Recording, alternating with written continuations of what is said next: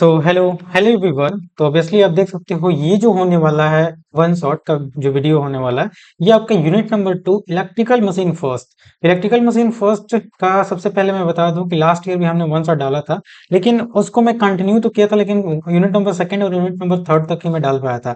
लेकिन अभी ये जो वन शॉट होने वाला है, ये वन शॉट को मैं प्रॉपरली आई विल ट्राई कि मैं आपको अपलोड कर दूं आपके एग्जाम से पहले। तो अभी आपको बता दूं जो आपका नेटवर्क है, नेटवर्क का जो आपका यूनिट नंबर 2 है, आप जाके प्लेलिस्ट एक बार देखना या वीडियो डिस्क्रिप्शन में जाके देखना।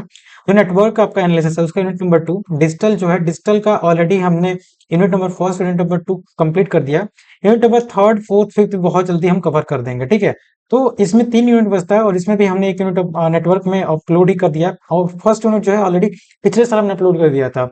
एंड अभी बात करें डिजिटल मतलब डिजिटल हो गया, नेटवर्क हो गया, अभी मशीन की बात करें तो मशीन का जो फर्स्ट यूनिट है वो थोड़ा सा समझ में नहीं आता है, थोड़ा हैक्टिक है, तो उसे छोड़ दिया हूं अभी। यूनिट नंबर 2 से लेके 3 4 और 5 पूरा वीडियो मैं अपलोड करने की कोशिश करूंगा आपके एग्जाम से पहले। ठीक है, तो चलिए सबसे पहले हम स्टार्ट करते हैं।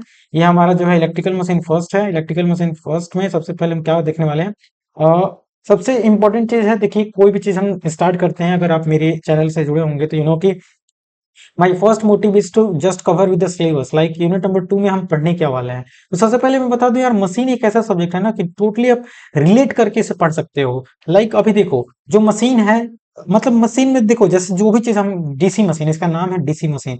तो जो भी मशीन जो डीसी पे ऑपरेट होती है ना, उसे हम डीसी मशीन कहते हैं। लाइक जो भी आपके फैन है, जो भी मतलब जो आपके घर में फैन लगे हुए हैं, जो तो आपके पंखा दिख रहा है वो डीसी फैन नहीं है। क्यों? क्योंकि उस वो तो एसी पे चलता है। तो अभी जो है सबसे पहले मैं बता दूं कि अभी आप डीसी मशीन पढ़ोगे, उसके बाद जो थर्ड यूनिट होगा, मतलब थर्ड यूनिट नहीं, जब आप थर्ड ईयर में जाओगे तो एसी मशीन पढ़ोगे। एसी मशीन, एसी मशीन में क्या आ जाएगा भाई, एसी मशीन में इंडक्शन आ जाएगा। सबसे पहले थोड़ा सा इंटरेस्ट आपका डेवलप करने के लिए मैं थोड़ा सा आपको बता देता हूँ। इंडक्शन मशीन आ जाएगा, इंडक्शन मोटर आ जाएगा, इंडक्शन जनरेटर आ जाएगा, फिर सिंक्रोनस आ जाएगा। सिंक्रो CHRON सिंक्रोनस मोटर और जनरेटर आ जाएगा, ठीक है। सिंक्रोनस मोटर और जनरेटर। तो ये सब चीजें आप थर्ड ईयर में पढ़ोगे। तो जब तक आप फर्स्ट ईयर का आपका बेस अच्छा नहीं रहेगा और फर्स्ट ईयर में अच्छे से आप नहीं पढ़े रहोगे, तो फिर आपको दिक्कत होगी जब आप थर्ड ईयर में जाओगे। इसीलिए जो आपका मशीन है ना, मशीन फर्स्ट भी बहुत इंपॉर्टेंट है with respect of any competitive exam get also, okay. तो आई डोंट नो, सबसे पहले मैं देखो ये यूनिट जो है, सबसे पहले मैं बता दूं ये वन शॉट है, ठीक है। ऑब्वियसली देख सकते हो जो भी हमने मतलब क्या बोल सकते हैं, जो भी हमने पीपीटी लिया है, PPT with the full of मतलब एनिमेशन लिया है। आपको पूरा अच्छे तरीके से मैं समझाने की कोशिश करूंगा, तो आप देख सकते हो वीडियो को लास्ट तक जरूर देखना। आई एम श्योर कि आपको समझ में आए। तो चलिए सबसे पहले हम सिलेबस चलते हैं। सिलेबस से पहले मैं थोड़ा सा एक आपको आइडिया दे देता हूँ कि आई डोंट नो कि ये मशीन जो है ना, मशीन बहुत से लोगों को टफ लगता है, लेकिन टफ है नहीं। Why I am saying, just because देखो सबसे पहले मैं आपके अपने बारे में बता दूं तो मैंने डिप्लोमा किया है, DIPLOMA है डिप्लोमा। थोड़ा सा लिखने में दिक्कत होता है, बोलने के साथ साथ लिखने में थोड़ा सा दिक्कत होता है, क्योंकि I am just by this paint है, और अभी लिखने के साथ साथ बोलने का उतना मेरे पास रिपोर्टेशन नहीं है, ठीक है। एनीवे, तो डिप्लोमा किया, डिप्लोमा में मैंने मशीन पढ़ा, ठीक है। मशीन फिर से मैं बीटेक में भी मशीन पढ़ा, और सेम सिलेबस होता है मशीन का। तो मशीन देखो एक ऐसा सब्जेक्ट है ना जो बहुत ही इंटरेस्टिंग है। अगर इसको इंटरेस्ट लेके पढ़ोगे तो बहुत इजीली समझ में आता है। लेकिन आई डोंट नो, अगर सबसे पहले अगर थोड़ा सा भी कहीं से भी मशीन पढ़ोगे, या थोड़ा भी अगर गेट का प्रिपरेशन स्टार्ट कर दोगे, तो मशीन एक बहुत लेंदी बना दिया जाता है यार, लेंदी। और इंटरेस्ट मतलब जो है बहुत ही लूज होने लगता है स्टूडेंट का। क्योंकि अगर कोई भी चैनल, मैं स्पेसिफिक चैनल का नाम नहीं ले रहा हूँ, लेकिन अगर किसी चैनल पे जाओगे, मतलब तो जाओगे तो वहां पे कम से कम मतलब 70 से 80 वीडियो मशीन के होते हैं यार। इतना 3 3 घंटे का होता है, इतना तो देखने में हालत खराब हो जाएंगे, है ना।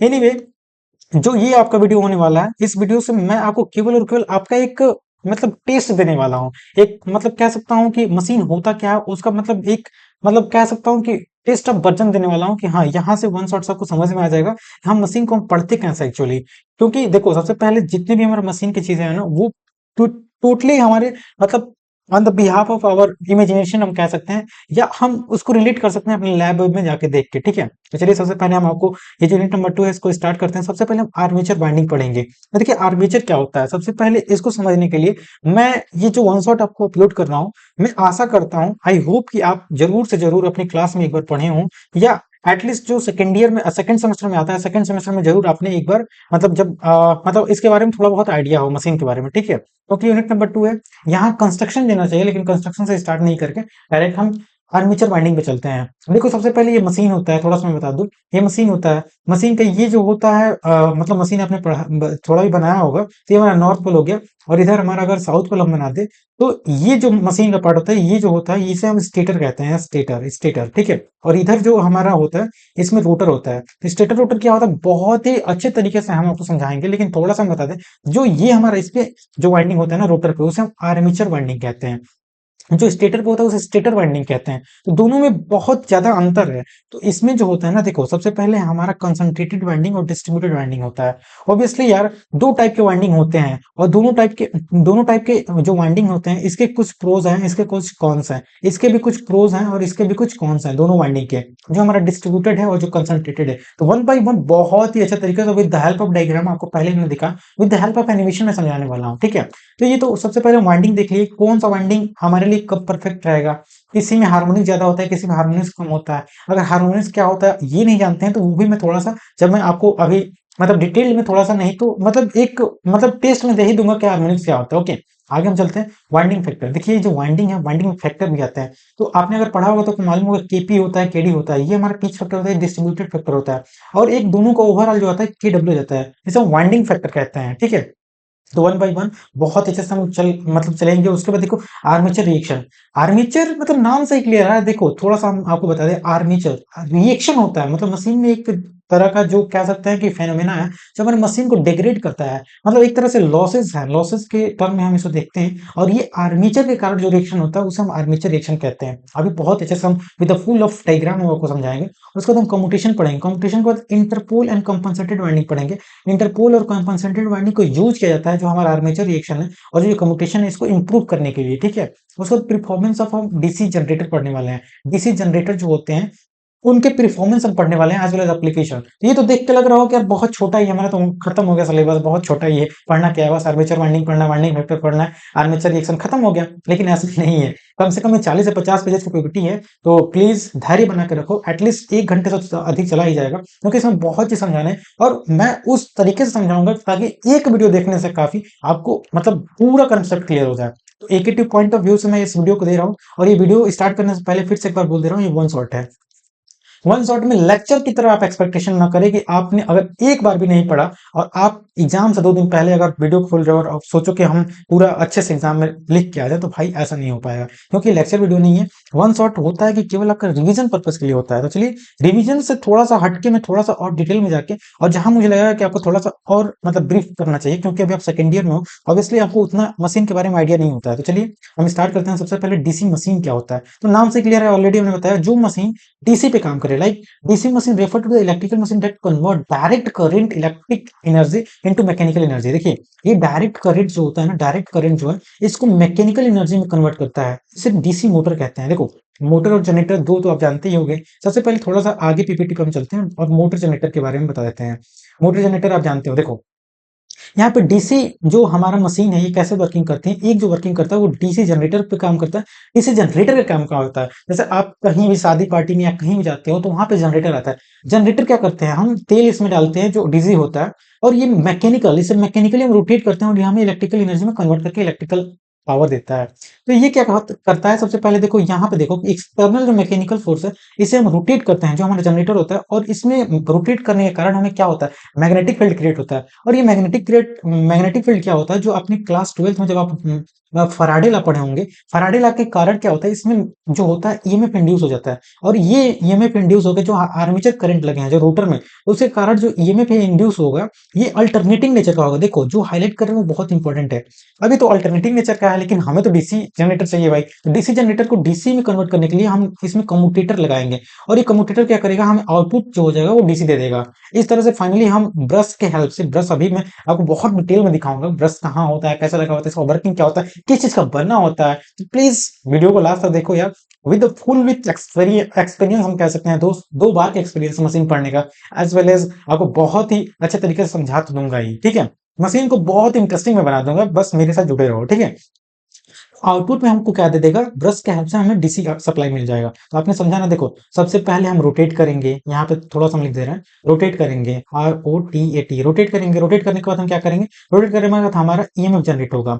ईएमएफ जनरेट होगा, लेकिन ईएमएफ जो जनरेट होगा एसी में जनरेट होगा। अब एसी वाले ईएमएफ को हम क्या करेंगे, हम कम्यूटेटर का हेल्प करके, COMMUTATOR कम्यूटेटर का हेल्प करके फिर से हम किसको इसमें किससे बना देंगे, डीसी में बना देंगे। तो ये हमारा क्या है, ये हमारा प्रोसेस है, कैसे हमारा जनरेटर काम करता है। ठीक है, तो ये जनरेटर के बारे में पूरा आपने देखा कि मैकेनिकल एनर्जी को इलेक्ट्रिकल एनर्जी में कन्वर्ट करता है, उसे जनरेटर कहते हैं। अब डीसी जनरेटर सबसे इंपॉर्टेंट है, डीसी जनरेटर भाई साहब थोड़ा सा मैं बता दूं, देखो डीसी एसी में फर्क क्या होता है। अभी एसी की हम बात करें, यहाँ पे थोड़ा सा मैं बात कर दे रहा हूँ कि एसी और जनरेटर की बात करें, तो अभी देखो नेटवर्क में आप एसी पढ़ रहे होगे, जो भी आप थ्योरम पढ़ रहे हो, थेवेनिन थ्योरम, नॉर्टन थ्योरम, उसमें एसी में क्या होता है, जैसे 50 × 30 है तो उसमें एंगल आने लगता है, एसी में हमारा एंगल आने लगता है। ठीक है, उसमें पावर फैक्टर आने लगता है, लेकिन अगर डीसी में पावर फैक्टर नहीं होता है, डीसी में हमारा एंगल नहीं होता है। ठीक है, तो डीसी जो होता है ना, उसमें जस्ट सिंपल कैलकुलेशन होता है, लेकिन जब एसी जनरेटर, जब इंडक्शन मोटर में आओगे, जब आप सिंक्रोनस मोटर में आओगे, वो थोड़ा सा टफ कैलकुलेशन में लगता है। ठीक है, तो यहाँ से जो एसी जनरेटर है, एसी जनरेटर में पोलर और रेक्टेंगुलर, जो पोलर है ना, पोलर और रेक्टेंगुलर फॉर्म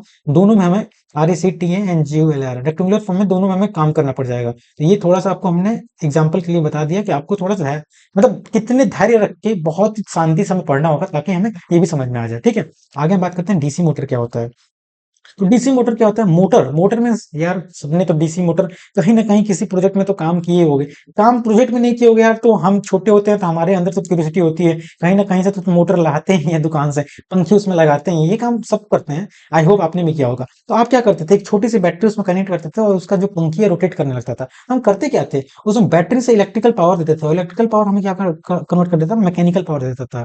तो यही करता है कि सबसे पहले डीसी वोल्टेज देते हैं, डीसी वोल्टेज आर्मेचर में जाता है, आर्मेचर में देते हो ना, उसका आर्मेचर में जो रोटेशनरी पार्ट होता है उसमें आप उसको पावर सप्लाई देते हो। जब पावर सप्लाई देते हो तो ये क्या करता है, कंडक्टर में हमारा मैग्नेटिक फील्ड क्रिएट होता है, और मैग्नेटिक फील्ड के कारण हमारा लॉरेंज फोर्स, जो आपने पढ़ा होगा, लॉरेंज फोर्स जो होता है, उसके कारण क्या होगा, आर्मेचर में जो होगा मैकेनिकल में टॉर्क डेवलप हो जाएगा, और वही टॉर्क जो होगा हमारा जो रोटेशन में कन्वर्ट कर देगा, मतलब वो जो होगा रोटेट करने लगेगा। इस तरह हमारा मोटर जो होता है वो इलेक्ट्रिकल पावर को मैकेनिकल पावर में कन्वर्ट करता है। आई होप मोटर जनरेटर अभी तक, मतलब अब तो सेकंड ईयर में हो यार, फर्स्ट ईयर में जरूर अच्छे से पढ़े होगे, लेकिन एक बार मैंने थोड़ा सा और डिटेल में समझा दिया कि आपको कभी अपना भूलो, विद लाइफ एग्जांपल हमने बता दिया कि आप जनरेटर मोटर में कभी डिफरेंस मतलब करना चाहो तो आप डिफरेंस कर सकते हो। ठीक है, तो जो हमारा मोटर डीसी पे काम करता है उसे डीसी मोटर कहते हैं, वो मैकेनिकल एनर्जी को डायरेक्ट इलेक्ट्रिकल एनर्जी में कन्वर्ट करता है। और डीसी जनरेटर क्या होता है, डीसी जनरेटर मतलब जो होता है वो जो होता है जनरेट करता है पावर, तो हमारा मैकेनिकल को इलेक्ट्रिकल में कन्वर्ट करता है। अब यहाँ पे सबसे इंपॉर्टेंट है, थोड़ा सा हम कलर दूसरा ले ले ताकि आपको समझ में आए। देखो हम कलर ही ले लेते हैं। जो ये दोनों जनरेटर और मोटर होते हैं ना, ये दोनों जो बोथ टाइप के मशीन होते हैं, यहाँ लिखा है बोथ टाइप ऑफ मशीन है, पर इसेंशियल सेम कंस्ट्रक्शन। देखो दोनों का जो कंस्ट्रक्शन होगा ना वो सेम होगा, और इनके जो प्रॉपर्टी है, जो जनरली इनको स्टडी हम करते हैं, दोनों को साथ ही में करते हैं। थोड़ा बहुत डिफरेंस होगा, वो डिफरेंस मैं आपको बहुत आसानी से बता दूंगा। ठीक है, तो यहाँ देखो सबसे पहले हम, ये हमारा मान के चलो डीसी मशीन है, तो सबसे पहले आप जानते हो कि डीसी है तो डीसी में ही मैग्नेट जो होता है ये परमानेंट मैग्नेट होता है, ये नॉर्थ हो गया साउथ हो गया। अब जो ये है, ये वाला क्या पार्ट है, देखो ये वाला पार्ट जो है रोटेट हो रहा है, तो ये हमारा क्या है, रोटेशनरी पार्ट है, ROTA रोटेटरी पार्ट है। ठीक है, और ये हमारा जो बाहर देख रहे हो जो रुका हुआ है, ये इसको क्या बोलते हैं, स्टेटर पार्ट कहते हैं। ठीक है, तो स्टेटर और रोटर में क्या होता है, लाइक यहाँ पे देखो स्टेटर योक होता है, देखिए यहाँ पे दिखाया हुआ है ना, ये हमारा योक होता है, इसे योक भी बोलते हैं, आउटर कवरेज को योक कहते हैं। ठीक है, अभी और अच्छे से दिखाएंगे। और इसे हम स्टेटर मैग्नेट कहते हैं। ये हमारा ब्रश है, ब्रश का काम क्या होता है, जो इसमें मतलब सप्लाई जो आ रहा है, बन रहा है ये वाइंडिंग में, इसको जो है ये ब्रश के हेल्प से, जैसे ये ब्रश हो गया और ये वाला ब्रश हो गया, दोनों ब्रश से हम क्या करते हैं, पॉजिटिव निगेटिव, मतलब ये ब्रश से हम पावर सप्लाई कनेक्ट करते हैं, कनेक्टर का काम करता है एक तरह से, कनेक्टर। और ये हमारा जो है कम्यूटेटर है, कम्यूटेटर ये वाला जो पार्ट है, कहाँ गया यार, ये हमारा जो है ये वाला कम्यूटेटर है, देखो यहाँ लिखा है कम्यूटेटर। कम्यूटेटर क्या होता है, एसी को, जो एसी, इसमें तो एसी बनता है ना, ये जो हमारा अंदर वाला देख रहे हो रोटेट हो रहा है, इसमें एसी बनता है, लेकिन एसी को हमें डीसी में कन्वर्ट करता है, वो कम्यूटेटर करता है। ठीक है, ये हमारा रोटर कॉइल होता है, जो इसमें कॉइलिंग देख रहे हो ये रोटर कॉइल है, और ये जो है हमारा शाफ्ट है। आई होप अब तो कंस्ट्रक्शन आपको समझ में आ गया होगा यार, with the help of animation में आपको समझा रहा हूँ, आई होप श्योर आपको समझ में आ रहा होगा। ठीक है, आगे हम बात करते हैं जो हमारा ये फील्ड वाइंडिंग है, जो ये मतलब ये एक बाहर से स्लैब लिया है, मतलब ये जो हमारा मोटर कैसा होता है, ये हमारा फ्रंट व्यू है, like north pole south pole हो गया, उसके अंदर ये हमारा क्या होगा, आर्मेचर, इस पे वाइंडिंग हो गया, यहाँ पे हम वाइंडिंग करते हैं, ये हमारा आर्मेचर वाइंडिंग हो गया। और ये जो हमारा साफ्ट हो गया, फिर से ये हमारा ब्रश हो गया, मतलब ये लगा होगा ना, जैसे इसको अगर ऐसा मोटर जैसा बना दे पूरा, ये फ्रंट व्यू लेके आपको दिखाया, तो मोटर का ये ब्रश लगा होगा, और ब्रश से हम कम्यूटेटर लगा देंगे, कम्यूटेटर कम्यूटेट करेगा, हमारे एसी को डीसी में कन्वर्ट करेगा। आई होप अब जो मैंने अभी आपको पहला स्लाइड पे सबसे ज्यादा समय दिया, आई होप आपको जरूर समझ में आया होगा, है ना। आगे हम थोड़ा सा बात कर लेते हैं, एक बार यार थोड़ा सा मैं 1 मिनट बस एक बार ऑडियो चेक कर लो कि ऑडियो रिकॉर्ड हो रहा है कि नहीं। हाँ, ऑडियो रिकॉर्ड हो रहा है ना? क्योंकि यार ऑडियो रिकॉर्ड ना हो, एक बार मेरे साथ ऐसा हो गया अभी, इसका ही मैंने वन शॉट बनाया था और भाई साहब बहुत मुझे दर्द हुआ यार, क्योंकि वन शॉट मतलब कम से कम मैं 30-35 मिनट का बना दिया था। उसके बाद मेरा मतलब एक अचानक से कॉल आ गया, मैं कॉल रिसीव किया, तब तक मेरा ये कट गया। मेरा माइंड लग, ये कॉल कट गया, उसके बाद मैं देखा तो उसमें आवाज ही नहीं आ रहा था। तो कभी कभी जो भी चीज होता है ना लाइफ में, वो कभी कभी सही के लिए होता है। तो यहाँ से बस एक आपको थोड़ा सा एक ज्ञान दे दूं, कुछ भी होता है तो घबराना नहीं चाहिए, जस्ट पैसेंस रखना चाहिए और अपना कर्म करना चाहिए, ठीक है? तो नाउ हम डीसी मशीन के कंस्ट्रक्शन पे आते हैं। सबसे पहले देखो हम स्टेटर पढ़ते हैं। स्टेटर क्या होता है? स्टेटर मतलब स्टेशनरी पार्ट होता है, ऑलरेडी हमने बताया, बहुत अच्छा समझा दिया। तो अब थोड़ा सा फ्लो जब आपको हमने एक बार दे दिया कैसे आपको पढ़ना है, तो अब थोड़ा सा स्पीड को हम तेज करेंगे। कैसे? सबसे पहले देखो स्टेशनरी पार्ट में योग आता है। योग ऑलरेडी हमने बताया, योग किस पे बना होता है? सबसे पहले योग जो होता है वो आउटर फ्रेम होता है, और इस ये किस चीज का बना होता है? ये केस्ट आयरन और स्टील का बना होता है। किसी भी कॉम्पिटेटिव एग्जाम का आप प्रिपरेशन करो, आप ए का करो, जे का करो, उसमें ये जो इम्पोर्टेंट है, बहुत ही इंपॉर्टेंट है कि किस चीज का बना होता है, जरूर पूछता है। और ये हमारा जो योग होता है भाई साहब, ये योग आप देख रहे हो, योग का काम क्या होगा? ये जो एक्सटर्नल जो मैकेनिकल सपोर्ट प्रोवाइड करता है, लाइक अगर मतलब इसको हम क्यों कवर करते हैं किसी भी चीज को, मतलब अपनी बॉडी को हम कवर कर रहे हैं कपड़े से, तो क्यों कवर कर रहे हैं? एक्सटर्नल जो कजेज है, एक्सटर्नल जो हमारा कोई भी मतलब चीज है, उससे हमें सपोर्ट मिले, उससे हम बच सकें। तो ये हमारे योग भी यही काम करता है, हमारे जो मोटर होता है, ठीक है? उसके बाद फील्ड पोल और फील्ड शू देखो, ये हमारा पोल शू है, ये हमारा इसी पोल रहता है ना, लाइक इसमें नॉर्थ हो गया, साउथ हो गया, यहाँ नॉर्थ हो गया, यहाँ साउथ हो गया, तो ये पोल पे जो हम वाइंडिंग करते हैं इसे पोल वाइंड मतलब ये हमारा वाइंडिंग हो गया, तो इसे फील्ड वाइंडिंग कहेंगे। और इसे हमारा ये पोल शू हो गया, मतलब ये शू की तरह इसका है ना जो स्ट्रक्चर है, तो इसे हम पोल शू कहते हैं। वो आपको समझ में आ रहा होगा। ये जो हमारा कंडक्टर है, जो आप कंडक्टर देख रहे हो, ये आर्मेचर में किया गया है, इसलिए आर्मेचर कंडक्टर कहते हैं, ठीक है? और ये हमारा आर्मेचर है। तो आई होप आपने देखा पोल शू जो है, पोल शू फिक्स हमारा युग पे होता है, देख सकते हो ये युग पे हमने इसको फिक्स कर दिया। और ये जो कैरी करता है फील्ड वाइंडिंग कैरी करता है। एज वेल एज पोल शू जो होता है स्प्रेड मतलब फ्लक्स यूनिफॉर्मली, जो हमारे पोल शू होता है इसका स्ट्रक्चर ऐसा होता है कि जो फ्लक्स होता है उसको बहुत यूनिफॉर्मली डिस्ट्रीब्यूट करता है। आई होप आपको समझ में आ रहा होगा मैं क्या आपको बताना चाहता हूँ, ठीक है? उसके बाद फील्ड वाइंडिंग क्या होता है? फील्ड वाइंडिंग जो होता है वो मैग्नेटिक फील्ड प्रोड्यूस करता है। वाइंडिंग कर रहे हैं तो वाइंडिंग हमारा जो होता है कॉपर का बना होगा, कॉपर का बना होगा, तो बेसिकली इसमें जब हम करंट प्रोड्यूस करेंगे तो आपने मतलब फैराडे लॉ से पढ़ा होगा कि इसमें मतलब ईएमएफ जो होगा इंड्यूस होगा, मतलब ईएमएफ इंड्यूस होने से पहले क्या होगा? मैग्नेटिक फील्ड क्रिएट होगा। ये सब चीज तो आप जानते होंगे। वो कैसे पॉसिबल है? फील्ड वाइंडिंग से, ओके? आगे हम रोटेशनरी पार्ट करते हैं। रोटेशनरी पार्ट में अभी हमने आर्मेचर कोर देखा, आर्मेचर वाइंडिंग देखा, फिर कम्यूटेटर देखा, फिर ब्रश देखा। तो ये जो चार पार्ट आप देख रहे हो ना, फर्स्ट सेकंड और थर्ड और फोर्थ, ये जो है ये रोटेशनरी पार्ट में आते हैं। लाइक आर्मेचर कोर जो होता है वो made up of laminated soft iron. अब देखो लेमिनेटेड क्यों बनता है? क्योंकि देखो रिड्यूस ईडी करंट। अब ईडी करंट क्या होता है? ईडी करंट अगर नहीं जानते हो तो ईडी करंट भर भर के मशीन में आएगा।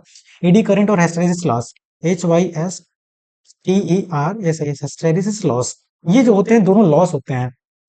और ये लॉसेस जो होते हैं ना बहुत ही खतरनाक होते हैं हमारे मतलब मोटर के लिए। तो ये जो होता है लेमिनेशन हम क्यों लेते हैं? लेमिनेशन लेने से हमारा क्या होता है? जो रीडी करंट होता है उसको रिड्यूस करते हैं, और हिस्टैरिसीस लॉस को रिड्यूस करने के लिए हम सॉफ्ट आयरन का यूज करते हैं। सॉफ्ट आयरन, ठीक है? सॉफ्ट आयरन का जो मतलब बीएच कर्व अभी पढ़ोगे, आई होप यार आप मुझे लगता है 12th में तो ये पढ़ के आओगे यार हिस्टैरिसीस। मुझे लगता है कि हिस्टैरिसीस लॉस और ईडी करंट वहां था, हाँ मुझे था याद है। बीएच कर्व भी पढ़े थे। तो बीएच कर्व मतलब बीएच कर्व से हिस्टैरिसीस लॉस में निकालते हैं, इसको बहुत डिटेल में आप मशीन में पढ़ोगे। तो बस मैं इतना बता दे रहा हूँ कि लेमिनेशन जो होता है, आर्मेचर जो हमारा कोर होता है उसको लेमिनेट करते हैं। और लेमिनेट करते हैं क्यों? एडी करंट को रिड्यूस करना होता है, ठीक है? और ये सिलिंड्रिकल स्लॉट में हम वाइंडिंग करते हैं तो आप जानते ही होंगे।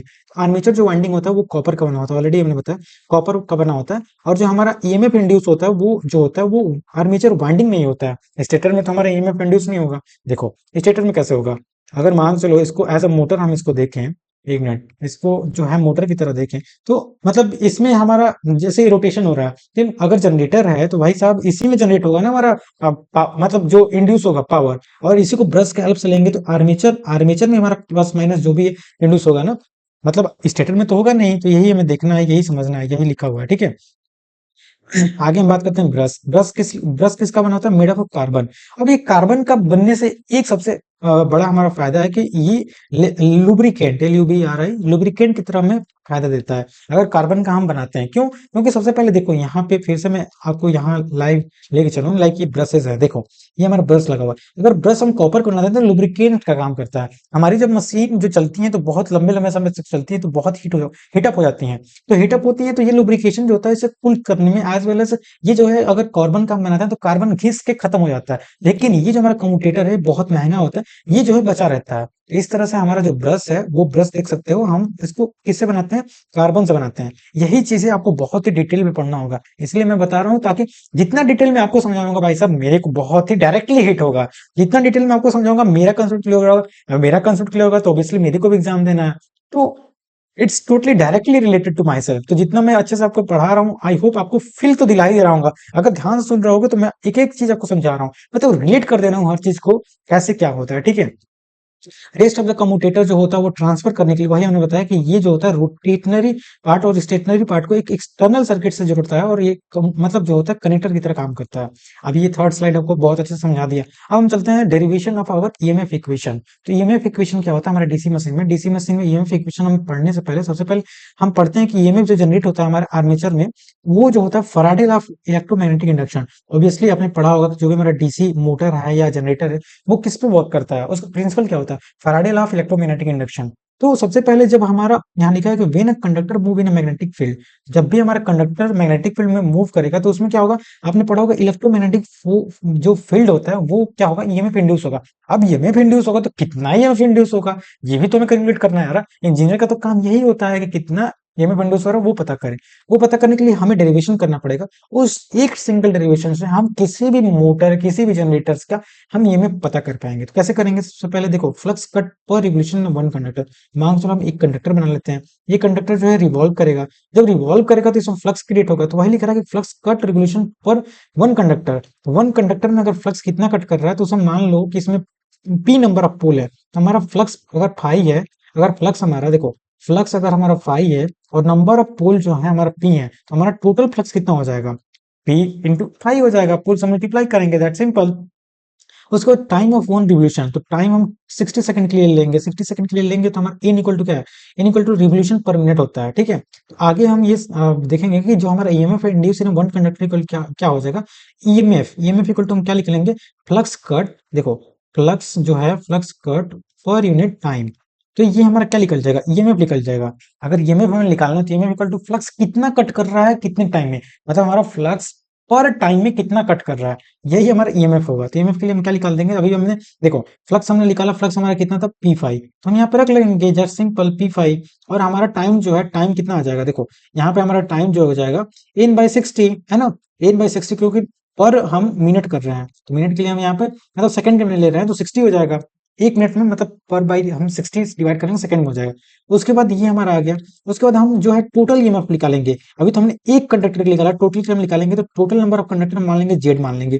और total number of parallel path जो होता है हमारे कंडक्टर में होता है वो हम इसे ए मान लेंगे। तो फाइनली कंडक्टर इन सीरीज पर पाथ जो हो जाएगा जेड बाई ए हो जाएगा। तो टोटल ईएमएफ कितना आ जाएगा? Total EMF equal to E equal to Z by A से मल्टीप्लाई करेंगे। इसमें जेड बाई ए से मल्टीप्लाई करेंगे तो फाइनली हमारा जो ईएमएफ इक्वेशन जो आ जाएगा वो क्या आ जाएगा? P5 मतलब ए नंबर ऑफ टोटल लेंगे एन पी पाई जेड अपॉन हमारा कितना आ जाएगा? 60 इंटू ए आ जाएगा, ठीक है। 60 इंटू हमारा ए आ जाएगा। ये हमारा ईएमएफ इक्वेशन हमारा फाइनली ये हमारा 60 जो होता है भाई यहाँ आता है, ठीक है। हमारा ये फाइनली हमारा ईएमएफ इक्वेशन जो हो जाएगा डीसी मशीन का हो जाएगा N P five Z upon 60 है। तो यहाँ पे थोड़ा सा मैं आपको बता देता हूँ दो चीज आपको जरूर आपको पता होगा। दो टाइप का हमारा वाइंडिंग होता है। सबसे पहले एक लेप वाइंडिंग होता है और एक जो होता है हमारा दूसरा जो होता है वेव वाइंडिंग होता है। इसके बारे में थोड़ा सा आपको जानकारी तो होगा ही लेकिन मैं बता देता हूँ। लेप वाइंडिंग क्या होता है? जैसे देखो लेप मतलब ओवरलैप होता है एक के ऊपर एक। देखो ये जो है मान के चलो अगर वाइंडिंग बना है ऐसे, एक वाइंडिंग बना है मान के चलो तो ये एक दूसरे के ऊपर ही एक दूसरे के ऊपर ही ऐसे ओवरलैप होगा, एक दूसरे के ऊपर ही ओवरलैप होगा। तो यहाँ पे जो आता है ए बराबर पी आता है। जो ये ए देख रहे हो यहाँ पे ए बराबर पी हो जाता है हमारा लेप वाइंडिंग में, ठीक है। यहाँ पे ध्यान रखना कि जो हमारा वेव वाइंडिंग होता है लाइक वेव जैसा स्ट्रक्चर होता है, लाइक ऐसे होता है। देखो कैसे मैं बनाऊं, एक मिनट थोड़ा सा इरेजर ले लेता हूँ।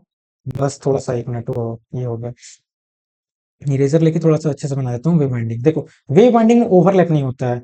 वेव वाइंडिंग ऐसे बनता है जैसे हम मान लो ऐसे बना है ऐसे बना है फिर ऐसे लेगा, ऐसे लेगा, मान लो ऐसे बना रहा है, ठीक है, ऐसे ही बनेगा ये हमारा वेव वाइंडिंग, ऐसे जाता जाता जाएगा वेव की तरह हमारा स्ट्रक्चर बन जाए। यहाँ पे अगर नॉर्थ पोल है तो यहाँ साउथ पोल, ठीक है। तो वेव वाइंडिंग हमारा एन बराबर पी बराबर क्या होता है, ए बराबर पी, यहाँ पे क्या होता है, हमारा पी बराबर टू ए होता है, ठीक है, यहाँ पे टू ए हो जाता है, तो ये हमारा वेव वाइंडिंग में होता है। तो ये चीज आपको ध्यान रखना होगा कि हमारा लेप वाइंडिंग में ए बराबर पी होता है, यहाँ पे आई थिंक पी बराबर टू ए होता है या ए बराबर टू ए, थोड़ा सा कंफ्यूजन, एक बार देख लेना, मेरे को ध्यान नहीं आ रहा है, लेकिन वेव वाइंडिंग में हमारा पी बराबर टू ए होता है, एक बार जरूर आप कंफर्म कर लेना, ठीक है। आगे हम बात करते हैं मैकेनिकल पावर। देखो अभी तो हमने ईएमएफ इक्वेशन डिराइव कर लिया, ईएमएफ इक्वेशन तो आपको दिखा दिया ड्राइव करेगा, EMF equation equal to N P Y Z upon 60 आता है। ध्यान रखना इस पे हम न्यूमेरिकल भी करेंगे, और न्यूमेरिकल बहुत भर भर के आता है। अगर गेट के पॉइंट ऑफ व्यू से बात करें तो ये बहुत इंपॉर्टेंट है आपका, जो मतलब ये मतलब इसको स्टार मान लो, और ये जो है आपका ईएमएफ इक्वेशन जो बहुत इंपॉर्टेंट रोल कर रहा है। भाई किसी भी मोटर जनरेटर का ईएमएफ हमें पता तो करना होगा यार, कितना ईएमएफ जनरेट करना है, कितना ईएमएफ देना होगा, मोटर हमें चलाना है तो कितना हॉर्स पावर का, तो ईएमएफ इक्वेशन से ही आता है। आगे हम बात करते हैं, नेक्स्ट हमारा जो है मैकेनिकल पावर कितना हमारा डेवलप हो रहा है, इसको डिराइव करने के लिए पी मतलब जो हमारा पावर होता है, पी इक्वल टू जानते होंगे वी इंटू आई होता है, ये तो आपने पढ़ा होगा। तो यहाँ पे जो है ये मतलब जो क्या बोलते हैं, मैकेनिकल पावर इक्वल टू क्या हो जाएगा, बैक ईएमएफ, यहाँ पे इसको बैक ईएमएफ लिखते हैं ये भी, और आईए जो होगा आर्मेचर करंट होगा। यहाँ पे हमने जो बताया वही लिखा है कि जो पीएम है वो क्या है, मैकेनिकल पावर है develop in watt, as well as हमारा ईवी जो है बैक ईएमएफ है, जो कि हमारा वोल्ट में क्रिएट हुआ है, और जो आईए है वो आर्मेचर करंट का एम्पियर है, ठीक है। आई होप इतना आपको समझ में आ गया। अब स्टेप टू में चलते हैं, हमारा पी इक्वल टू क्या होता है, आप जानते होंगे P equal to T into omega होता है, ठीक है। तो हमारा पी इक्वल टू क्या हमने अभी देखा, पी इक्वल टू हमने ये ई इंटू आई देखा, तो यही हमने यहाँ पे लिख दिया। देखो सबसे पहले पी इक्वल टू हमने ईवी इंटू आई, तो यही जो है पी, जो यहाँ पे पीएम लिखा है पीएम, यही पीएम, देखो ये वाला जो पावर है इसको हम यहाँ पे लिख दे रहे हैं, ठीक है, यहाँ पे। तो बस इक्वेट कर लो, जो टी इंटू डब्ल्यू है वो क्या हो जाएगा, ई बैक एम एफ इंटू आई ए हो जाएगा, है ना। और उसके बाद इसको टी बराबर में निकालना है, टी बराबर क्या हो जाएगा, ई बी इंटू आई ए अपन ओमेगा, यही हमारा यहाँ पे लिखा हुआ है, ये क्वेश्चन नंबर 1 मान लो। ये क्वेश्चन नंबर 1 बस आपको डिराइव कर दे रहा हूँ, आपको समझ में आ जाएगा, दैट सिंपल। तो यहाँ पे हमारा फाइनली जो है back M F E B equal to, अभी हमने मतलब निकाला था पीछे, कितना आता, N P five Z upon 60 into A आया था ना, 60 इंटू ए, बस उस जो इक्वेशन है। और ओमेगा इक्वल टू 2 पाई, आप जानते हो omega equal to 2 pi N by 60 ये होता है। तो फाइनली जो हमारा इक्वेशन, ये हम दोनों जो वैल्यू है ना, ये हमारा बैक ईएमएफ वाला, और ये जो ओमेगा है, ठीक है, ध्यान से देखो, ये जो हमारा अभी हमने जो निकाला, ये हम जो निकाले हैं ईपी और डब्ल्यू, मतलब इक्वेशन नंबर 1 में हम पुट कर लेंगे, जब पुट कर लेंगे तो फाइनली हमारा टार्क आ जाएगा, कैसे देखो। अब नेक्स्ट स्लाइड पे चलें, तो यही हमारा निकाला है कि टी इक्वल टू हमारा क्या है, देखो टी इक्वल टू क्या है, ईबी इंटू आई ए अपन, ये देखो ओमेगा आया है, ईबी की वैल्यू यहाँ पे रख लो, पुट कर लो, और आई ए की वैल्यू पुट कर लो। जब पुट करोगे फाइनली, देखो मैं पुट करूंगा तो बहुत लंबा हो जाएगा यार, फिर ये वन शॉट और लेक्चर वाला वीडियो में कुछ अंतर नहीं रह जाएगा। लेक्चर में थोड़ा और डिटेल में आपको समझाना होगा, लेकिन आपको समझ में आ रहा होगा ना, अब एक एक चीज तो मैं बता नहीं सकता, अब मतलब जरूर आपको आइडिया होगा ये। तो ये जो ईबी वाली वैल्यू है, जो ओमेगा वाली वैल्यू है, जैसे आप पुट करोगे तो यहाँ पे एक कांस्टेंट आ जाएगा, टी इंटू फाइव ए। देखो जो हमारा फाई जो है, किसी भी मोटर का फ्लक्स जो है वो कांस्टेंट होता है, मतलब सॉरी कांस्टेंट नहीं होता, जो हमारा ये जो है ना, अभी आप इसको जब सॉल्व करोगे तो यहाँ पे जो ये देखो, ये हमारा पी हो गया, और ये जो जेड हो गया, और जो टू हो गया पाई, टू पाई अपन ए, ये जो मैं सर्कल कर रहा हूँ, ये जो होता है ये कांस्टेंट होते हैं, कांस्टेंट होते हैं। देखो यहाँ पे लिखा भी है कि वेयर, इसको की मान लेते हैं। जब की मान लोगे तो फाइनली हमारा टॉर्क इक्वल टू क्या आ जाएगा, टॉर्क इक्वल टू के, जो हमारा कांस्टेंट है, के इक्वल टू कितना है, के इक्वल टू हमारा है P into Z upon two pi A, two pi A. देखो ये पोल हमारा किसी मशीन का बदलेगा ना भी, पोल अगर हम दो पोल का ले लें तो दो ही पोल का रहेगा, नंबर ऑफ टोटल कंडक्टर ये तो बदलेगा नहीं, टू पाई तो हमारा ऑलरेडी कांस्टेंट है, और ये जो है ये नंबर ऑफ पैरेलल पाथ ये भी कांस्टेंट, ये हमारा क्या है, कांस्टेंट है। तो फाइनली टॉर्क इक्वल टू के इंटू क्या आ जाएगा, के इंटू हमारा फाई और आई आ जाएगा, केवल और फाई फ्लक्स, और हमारा जो है आई मतलब आर्मेचर करंट जो होगा चेंज होगा। टॉर्क इक्वल टू हमने आपको टॉर्क का कैसे हमने किया, मतलब क्या बोलते हैं डेरिवेशन, ये आपको समझा दिया।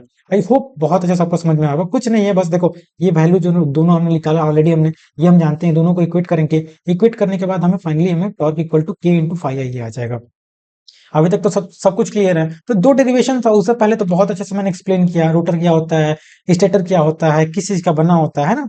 आगे हम चलते हैं। अभी तक आई होप आपको पूरा अच्छे से समझ में होगा। अब आते हैं कंसंट्रेटेड वाइंडिंग। देखो कंसंट्रेटेड वाइंडिंग क्या होता है।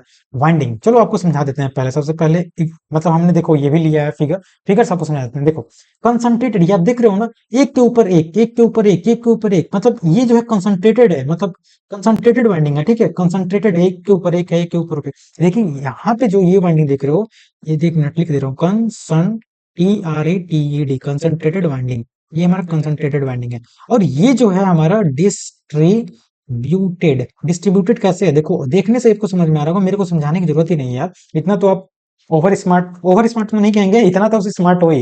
देखो ये डिस्ट्रीब्यूट हुआ है, एक वाइंडिंग यहाँ है तो दूसरा वाइंडिंग यहाँ आ रहा है, तीसरा वाइंडिंग यहाँ आ रहा है, चौथा वाइंडिंग, मतलब ये जो है डिस्ट्रीब्यूटेड है।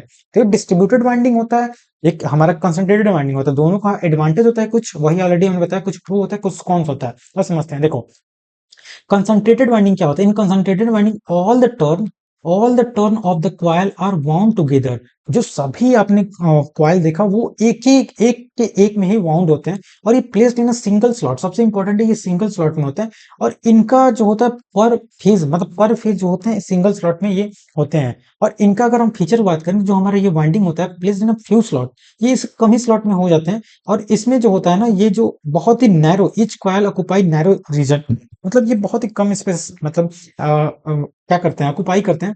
और सबसे इंपॉर्टेंट, थोड़ा सा रेड हम कलर ले लें।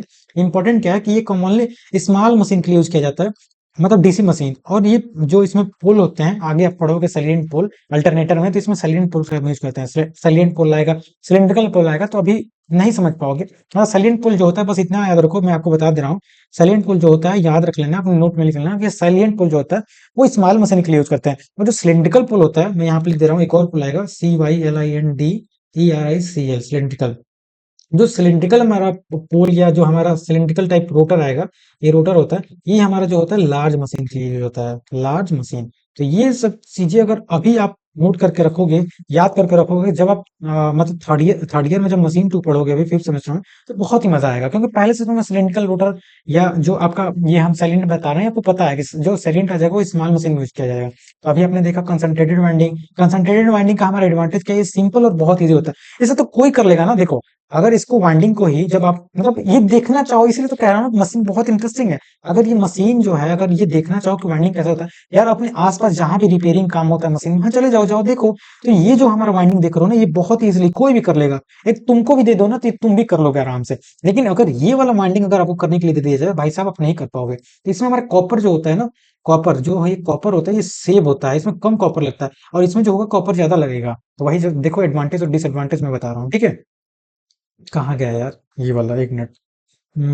व्हाइट है तो समझ में नहीं आ रहा, ठीक है। तो इसमें सिंपल इजी कंस्ट्रक्शन होता है, रिक्वायर लेस कॉपर। इसमें जो कॉपर होता है बहुत कम लगता है, मतलब as compare to distributed winding. और जो है तो कम्पैक्ट होता है, साइज में वो छोटा होता है, ठीक है। डिसएडवांटेज की बात करें तो इसमें हार्मोनिक क्रिएट होता है, और ये जो होता है लेस साइनसोइडल होता है। इसकी जो हमारा मतलब ईएमएफ जो क्रिएट होता है इस वाइंडिंग से, ये जो होता है लेस हार्मोनिक्स होता है। एज वेल एज जो लो वाइंडिंग फैक्टर होता है, इसका जो वाइंडिंग फैक्टर होता है लो होता है, और लेस एफिशिएंट होता है। और ये स्मॉल मोटर के लिए यूज किया जाता है, बार बार मैं लिख रहा हूँ, स्मॉल मोटर या जनरेटर के लिए हम इसको यूज करते हैं। जो हमारा ये हमारा वाइंडिंग हम पढ़ रहे हैं, कौन सा, कंसंट्रेटेड वाइंडिंग। तो कंसंट्रेटेड वाइंडिंग में ज्यादा हमारा कोगिंग और क्रॉलिंग इफेक्ट होता है। अब कोगिंग क्या होता है, क्रॉलिंग क्या होता है, ये मुझे लगता है कि जब आर्मेचर रिएक्शन के बाद, मतलब आर्मेचर रिएक्शन में तो नहीं, कोगिंग क्रॉलिंग आप, मुझे लगता है कि जब आप इंडक्शन मशीन पढ़ोगे ना, तो वहां पे पढ़ोगे। कोगिंग मीन्स क्या होता है, देखो कोगिंग मीन्स क्रॉलिंग। कोगिंग कैसे समझाऊं, मतलब ये ड्यू टू हार्मोनिक्स आता है, ठीक है। इसमें जितना हमें एफिशिएंसी चाहिए होता है मोटर, उतना नहीं दे पाता है। मतलब टॉर्क जो होता है ना, वो उस स्पीड से हमें टॉर्क नहीं मिल पाता है, मान चलो हमें जिस स्पीड से टॉर्क चाहिए उससे कम मिलता है, तो कोगिंग होता है। इसको आप फिफ्थ सेमेस्टर में बहुत अच्छे से पढ़ोगे। अगर इंटरेस्टेड हो तो ऑलरेडी मैं आपको बता दूं, जो आपका फिफ्थ सेमेस्टर का वन शॉट है, ऑलरेडी बहुत डिटेल में मैंने पूरे यूनिट का अपलोड कर दिया है। और जाके देखो, आपके सीनियर बहुत अच्छे से देखते हैं मेरे मतलब चैनल पे, मतलब बहुत ही हेल्प होगा आपका। सबसे पहले आपको बता दूं, जो आपका फिफ्थ सेमेस्टर आएगा, जो सिक्स्थ आएगा, जो सेवन सेमेस्टर आएगा, जो एट आएगा, सब वीडियो पूरा टोटल कंटेंट ऑफ इलेक्ट्रिकल मैंने अपलोड किया। ऑलरेडी थर्ड सेमेस्टर में आपको अपलोड है, केवल और केवल फोर्थ सेमेस्टर में नहीं अपलोड कर पाया था, क्यों, क्योंकि इसमें जो डिजिटल हो गया, थोड़ा सा मैं बता दूं, जो डिजिटल हो गया, जो नेटवर्क हो गया, और जो आपका ये अभी मशीन हो गया, ये वाला मशीन, तो ये सब चीजें हम नहीं बता पाते, क्योंकि इसको बताने के लिए लिखने का मतलब चीज चाहिए होता है। लिखने के लिए हमें पेंटिव बहुत ही जरूरी था। तो ये आप मतलब अब तो मैं पेंटिव ले लिया हूँ, और मेरा इनिशिएटिव है कि मैं आपको एग्जाम से पहले दे दूं। तो आई होप अभी आपको जो मैं अभी तक समझाया वो समझ में आया हो। थोड़ा सा रेस्ट ले लेते हैं। इसलिए थोड़ा सा मैं आउट ऑफ टॉपिक चला गया, ताकि आउट ऑफ टॉपिक क्या है आपके लिए है कि ये आपका वन शॉट है, मतलब आपका चैनल ऑब्वियसली यार आप लोग के सपोर्ट से ही चैनल बना है। तो डिस्ट्रीब्यूटेड बाइंडिंग आगे हम बात करते हैं। डिस्ट्रीब्यूटेड बाइंडिंग क्या होता है, देखो in distributed binding the coil of the per phase is spread over several slot। देखो यहाँ पे सेवरल स्लॉट, इसमें कोई स्पेसिफिक स्लॉट नहीं है, इसमें जो स्लॉटिंग है केवल सिंगल सिंगल स्लॉटिंग है, इसमें जो सेवरल स्लॉट है और ये जो स्लॉटिंग है rather than being concentrated one. Concentrated में हमारा एक बाइंडिंग, एक मिनट चार्ज लगा लो। Battery discharge, oh no. ठीक है, तो आगे हम बात करते हैं। हम्म तो आगे हम बात करते हैं, the coil side are distributed across the multiple. जो कॉइल ऑब्वियसली मल्टीपल स्लॉट में करेंगे, as well as more common AC. ये जो होते हैं ना, ये एसी मशीन में ज्यादा यूज होते हैं। ऑलरेडी हमने बताया इसका जो है हम यूज जो है सिंक्रोनस और एसी मशीन में करते हैं। और ये जो है इसमें जो हार्मोनिक्स होता है वो कम होता है, इसका फीचर ये होता है कि इसमें हार्मोनिक्स होता है कम होता है।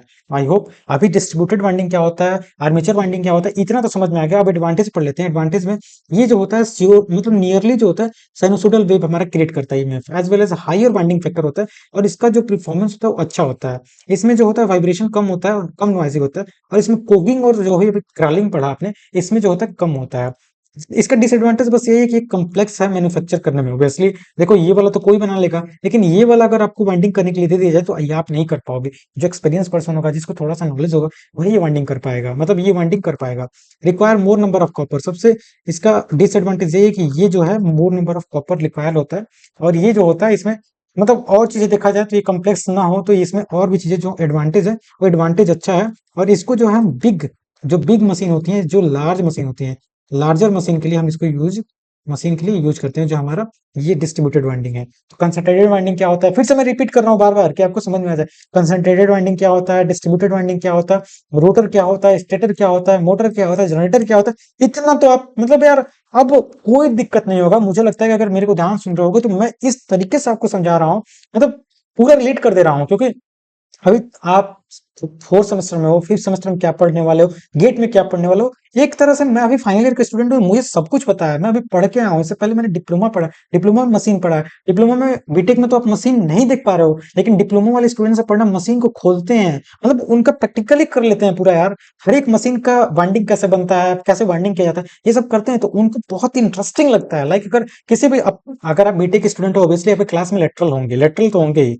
और मैं भी एक लेटरल ही हूँ। तो लेटरल जो जिस लेवल से मशीन को समझते हैं ना, उस लेवल से आप लोग नहीं समझ पाओ, क्योंकि आप लोग प्रैक्टिकली नहीं देखते हो मशीन को। और आपके कॉलेज में शायद ही मशीन कहीं खुला तोड़ा गया हो जो दिखाया जाता हो। मशीन के अच्छे से तो लैब तो होते ही नहीं है, तो कहाँ से आप मतलब वो एक्सपोजर ले पाओगे। लेकिन यही जो डिप्लोमा वाले होते हैं वो सब लैब करके आते हैं और बहुत अच्छे से मशीन पढ़ के आते हैं, तो यही थोड़ा सा डिफरेंस हो जाता है। इसीलिए जो मशीन को मैं बार बार आपको कह रहा हूँ ना, मशीन जाके देखना, मशीन 2 पे बहुत अच्छा व्यूज आया। मशीन 2 पे व्यूज क्यों आया है, क्योंकि मैं उस तरह से आपको मतलब जाके देखना, पूरा अपने डिप्लोमा का नोट्स लेके बहुत अच्छे से आपको एक्सप्लेन किया हूँ। मशीन 2 तो और इंटरेस्टिंग नहीं और टफ होता है भाई साहब, कोई भी टीचर से पढ़ लो। इंडक्शन और जो सिंक्रोनस है बहुत ही मतलब डिफिकल्ट कर देता है, इतना टफ कर देता है, इतना टफ कर देता है कि मतलब समझ में आता है कि यार मशीन बहुत कठिन है, लेकिन कठिन नहीं है। जाके अगर वन शॉट आप देख लेना फिफ्थ सेमेस्टर, अभी जाके देख सकते हो, चैनल पे प्लेलिस्ट बना है, मशीन पे बहुत अच्छे व्यू है। आपके सीनियर्स जो है, अभी तो आप फोर्थ सेमेस्टर में हो, मैं तो अभी आप लास्ट सेमेस्टर है, तो आपसे 2 साल बड़ा ही हूँ, तो जो भी एक्सपीरियंस दे रहा हूँ, जो भी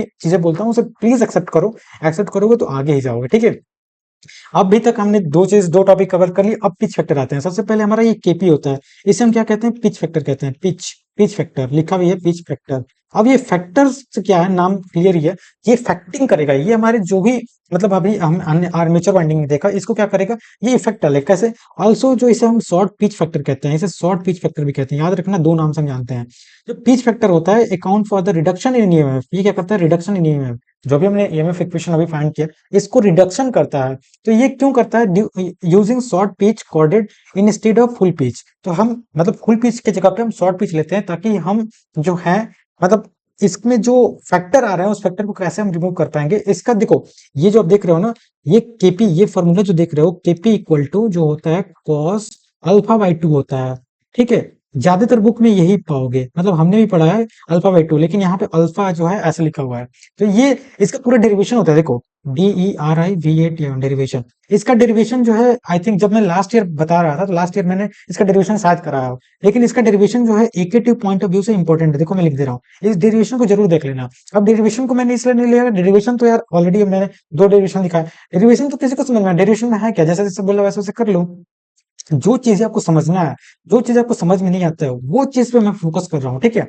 तो सबसे पहले यहाँ पे जो ये अल्फा है, अगर शॉर्ट पिच हम लेंगे, शॉर्ट पिच एंगल, तो इलेक्ट्रिकल डिग्री मैकेनिकल डिग्री होता है। अभी इलेक्ट्रिकल डिग्री मैकेनिकल डिग्री के लिए कभी मैं आपको एक वीडियो प्रॉपर दे दूंगा, तब समझ में आ जाएगा। इलेक्ट्रिकल डिग्री मैकेनिकल डिग्री बहुत इंपॉर्टेंट रोल प्ले करता है जब आप मशीन पढ़ते हैं। तो जो हमारा ये फुल पिच होता है ना, फुल पिच के लिए जो हमारा अल्फा होता है, अल्फा इक्वल टू जीरो होता है, याद रखना। और ये हमारा जब अल्फा इक्वल टू जीरो हो जाएगा, देखो कॉस केपी इक्वल टू क्या होता है, कॉस में अल्फा बाई टू, ठीक है। तो जब अल्फा बराबर जीरो हो जाएगा तो कॉस में जीरो डिग्री की वैल्यू कितनी होती है भाई, वन होती है। तो इसलिए हमारा जो केपी होता है, यहाँ पे लिखा है जो केपी होता है फुल पिच के लिए क्या होगा, यहाँ पे केपी जो है फुल पिच के लिए कितना आ जाएगा, हमारा वन आ जाएगा। तो हमेशा याद रखना हमारा जो पिच फैक्टर होता है वो हमारा जो मतलब फुल पिच के लिए कितना होता है, हमारा ये जो होगा वो यहाँ पे जीटा जो हो जाएगा, जीटा यहाँ पे लिखा नहीं अल्फा है, अल्फा इक्वल टू हमारा जीरो होगा तो हमारा केपी जो हो जाएगा वो वन आ जाएगा। तो ये वाला जो डिफिनेशन है बार बार कह रहा हूँ, जो फॉर्मूला है KP equal to cos alpha by two, ये जरूर याद कर लेना, ठीक है। इसका डेरिवेशन एक बार जरूर देख लेना आप। उसके बाद हमारा दूसरा बाइंडिंग फैक्टर आता है, उसे डिस्ट्रीब्यूटेड बाइंडिंग फैक्टर कहते हैं। ये जो होता है इसे ब्रिड फैक्टर भी कहते हैं, ब्रिड फैक्टर, ठीक है। इस पे न्यूमेरिकल आते हैं, बार बार मैं कह रहा हूँ, इसलिए ध्यान से मेरी बातों को सुनो, इसको जरूर आप देख लेना, ठीक है। वंदिता कॉल आ रहा है, ठीक है, मैं इसे बाद में रिसीव करूंगा, ठीक है। पहले हमारा काम है आपको जब वन शॉट मतलब दे रहा हूँ तो वन शॉट बताऊं, ठीक है। तो द डिस्ट्रीब्यूशन फैक्टर जो होता है account for the reduction in the EMF, ये भी जो होता है इसका भी मतलब हमने बताया ना कि फैक्टर ही होता है, ये भी हमारे ईएमएफ को रिड्यूस करेगा, ठीक है।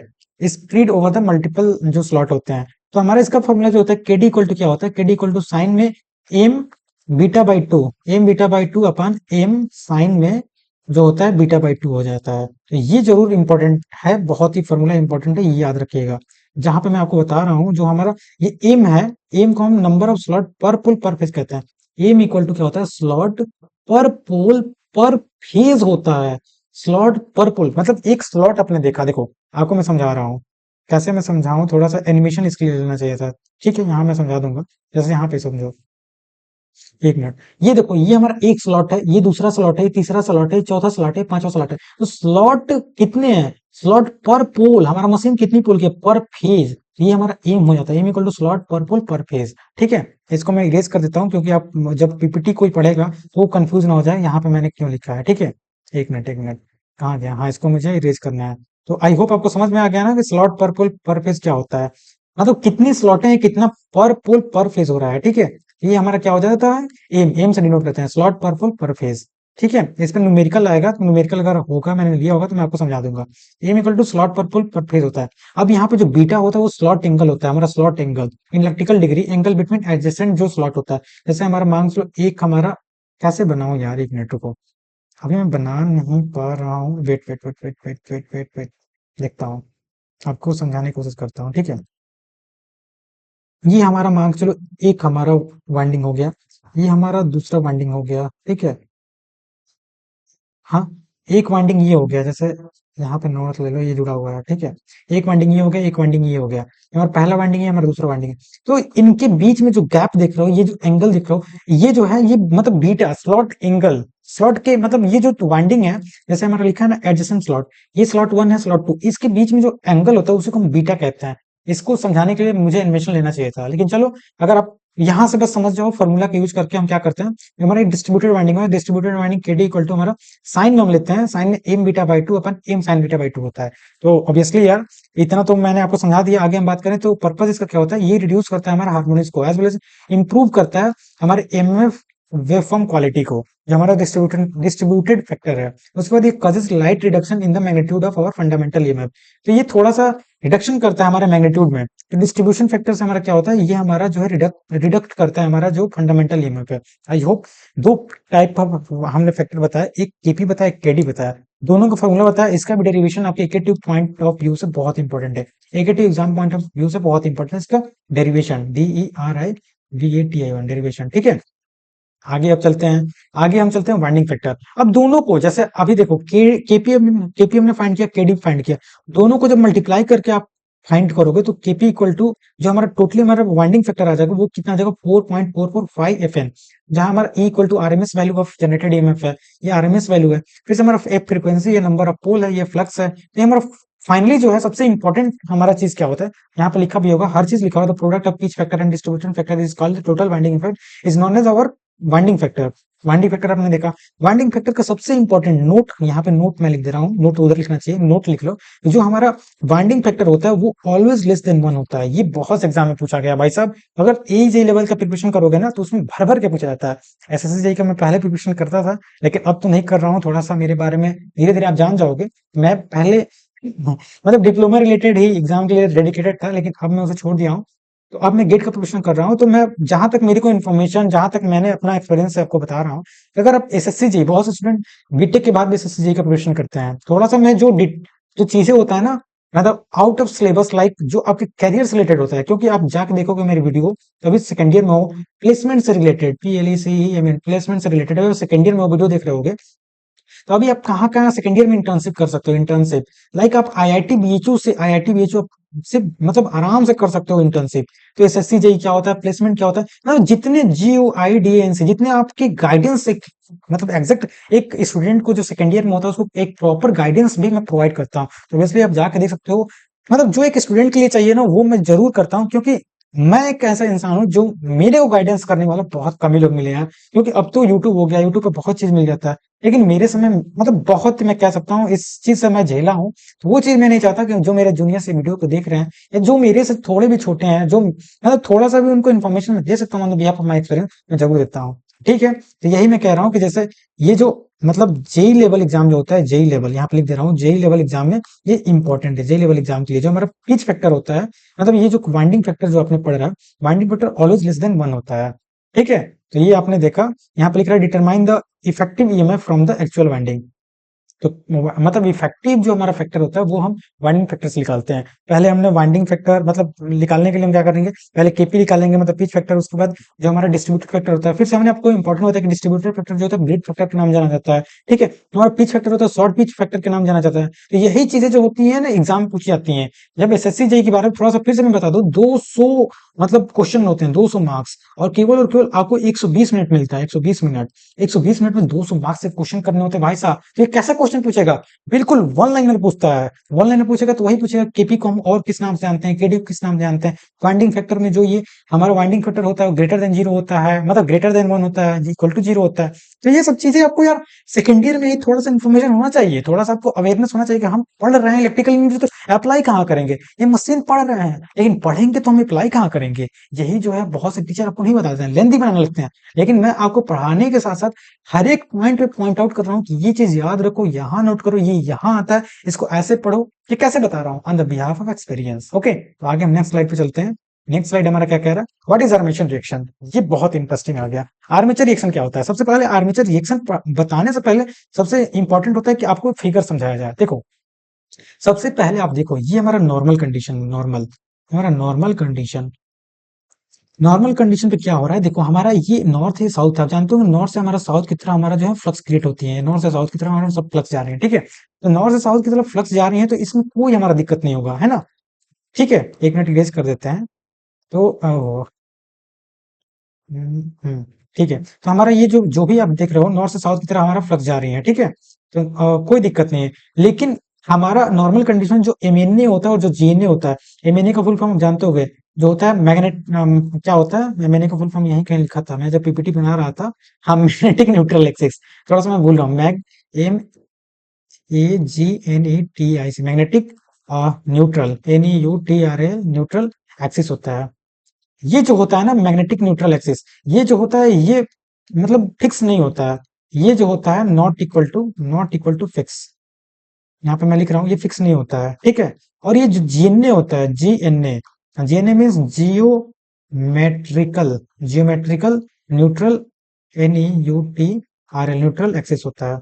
ये जो होता है ना, ये हमारा जीएनए जो होता है, ये जीएनए जो होता है, ये हमारा जीएनए जो होता है, ये हमारा फिक्स होता है, ये फिक्स होता है। ठीक है, तो यहाँ पे हमारा एमएनए और जीएनए जो है ना एक दूसरे पे ओवरलोड होगा जब हमारा नॉर्मल कंडीशन होगा। लेकिन जैसे ही इसमें हम मतलब आर्मेचर को हम फ्लक्स देंगे, मतलब यहाँ पे आर्मेचर को जैसे ही हम करंट देंगे तो आर्मेचर के कारण भी ये आर्मेचर वाइंडिंग बने, आर्मेचर फ्लक्स बनेगा, आर्मेचर के कारण भी फ्लक्स बनेगा ना, तो ये आर्मेचर फ्लक्स बनेगा। अब ये आर्मेचर फ्लक्स क्या करेगा, जो हमारा मेन फ्लक्स ऐसे आ रहा था, देख रहे हो ना, ये मेन फ्लक्स जो ऐसे आ रहे हैं, जो मेन फ्लक्स ऐसे आ रहे हैं, मेन फ्लक्स ऐसे आ रहे हैं, इनको क्या कर देगा, देखो ये इनको क्या कर देगा, डिस्टॉर्ट कर देगा। ये जो मेन फ्लक्स है इनका भी फ्लक्स क्रिएट होगा, तो ये हमारा जो मेन वाइंडिंग ऐसे जाना चाहिए था, ऐसे जाना चाहिए था, इनको क्या कर देगा, ऐसे क्रिएट कर देगा, ऐसे क्रिएट मतलब। और ऐसे जब क्रिएट करेगा तो ऑब्वियसली इसमें क्या आ जाएंगे, हमारे डिस्टॉर्शन हो जाएंगे, DISTORTION डिस्टॉर्शन होगा। और डिस्टॉर्शन होते ही हमारा क्या होगा, जो होगा क्या होगा, हमारा जो मतलब मेन फील्ड फ्लक्स पे जो आर्मेचर फ्लक्स के कारण जो हमारा डिस्टॉर्शन हो रहा है उसे तो आर्मेचर रिएक्शन कहते हैं। तो यहाँ पे मैं डिफिनेशन लिख दे रहा हूँ, अभी मैं लिख रहा हूँ, अभी आपको पढ़ा के मतलब आपको दिखा के समझाऊंगा। तो यहाँ पे क्या हो रहा है, देखो हमारा आर्मेचर के कारण तो द रिएक्शन ऑफ आर्मेचर, ये RMATR, armature flux on main field flux FLUX flux is CALLED is called armature reaction, armature reaction. बस खत्म, बस आर्मेचर रिएक्शन इतना समझ गए तो खत्म भाई साहब। देखो इसमें क्या होगा ना, हमारा नॉर्मल कंडीशन MNHGN दोनों एक ही पे रहेंगे, क्योंकि इसमें हमने कोई चीज नहीं किया। लेकिन जैसे ही लोड बढ़ाएंगे, जैसे ही इसमें मान चलो हम इसमें करंट देंगे, तो इसमें हमारा जो फ्लक्स क्रिएट होगा, जब फ्लक्स क्रिएट होगा तो हमारे मेन फ्लक्स को क्या करेगा, डिस्टॉर्ट करेगा। और फाइनली जो हमारा आ जाएगा, जो फाइनली हमारा क्या बोल सकते हैं, यहाँ देखो फिर से एक बार इरेज करके आपको थोड़ा समझा देते हैं। फाइनली जो हमारा फ्लक्स जो है उसको जाना कैसे चाहिए था, उसको ऐसे जाना चाहिए था, जाना चाहिए था ना, देखो इसको हमारा फ्लक्स को ऐसे जाना चाहिए था, लेकिन आर्मेचर कारण हमारा फ्लक्स क्या हो जा रहा है, डिस्टॉर्ट हो जा रहा है, डिस्टॉर्ट हो जा रहा है। और यही डिस्टॉर्शन जो होता है इसी को हम आर्मेचर रिएक्शन कहते हैं। और वही हमने लिखा, फिर से मैं थोड़ा दूसरे कलर से आपको दिखा दे रहा हूँ, थोड़ा सा टाइम इसीलिए दे रहा हूँ कि आपको समझ में। The reaction of armature flux on main field flux is called armature reaction. बस खत्म। मतलब आर्मेचर के कारण, जो आर्मेचर फ्लक्स के कारण जो यहाँ पे देख रहे हो, जो आर्मेचर फ्लक्स के कारण हमारा रिएक्शन हो रहा है ऑन मेन फील्ड फ्लक्स को हमें ऐसे जाना चाहिए था, एक मिनट कहाँ गया, हमारा मेन फील्ड फ्लक्स ऐसे जाना चाहिए, लेकिन वो जा कैसे रहा है, वही देखो हमारा मेन फील्ड फ्लक्स ऐसे जा रहा है ना, लेकिन ये जो है क्रिएट हो रहा है इसके कारण, एक मिनट कलर दूसरा ले लेते हैं। देखो हम दूसरे फिगर से भी बताते हैं, ये जो हमारा मतलब इसके कारण फ्लक्स क्रिएट हो रहा है, और ये फ्लक्स क्या हो जा रहा है, फाइनली हमारे डिस्टॉर्ट कर दे रहा है हमारे मतलब क्या बोलते हैं फ्लक्स को। तो इसी को हम क्या कहते हैं, आर्मेचर रिएक्शन कहते हैं। अब बताओ यहाँ से तो आपको यार आर्मेचर रिएक्शन मुझे नहीं लगता कि इससे बेहतर तरीके से कोई डील कर पाए। आई होप आपको आर्मेचर रिएक्शन बहुत अच्छे समझ में आ गया हो, है ना। तो वही लिखा है, देखो definition, armature reaction is the distortion and weakening of main field in DC machine due to the magnetic field production by armature current. अब भाई देखो ना, ये फीलिंग आया कि नहीं यार, देखो आपको फीलिंग आना चाहिए, हाँ फील करो ना। देखो सबसे पहले हमारा नॉर्मल कंडीशन में सेम एज इट इज है, हमारा जैसे ही हम इसमें करंट दे रहे हैं तो हमारा आर्मेचर में भी फ्लक्स क्रिएट हो रहा है। देखो आर्मेचर फ्लक्स क्या कर रहा है, मेन फील्ड फ्लक्स को क्या कर रहा है, मेन फील्ड फ्लक्स को डिस्टॉर्ट कर दे रहा है, देख रहे हो ना, डिस्टॉर्ट कर दे रहा है। वही तो चीज यहाँ पे डिफरेंशियल लिखा है ना।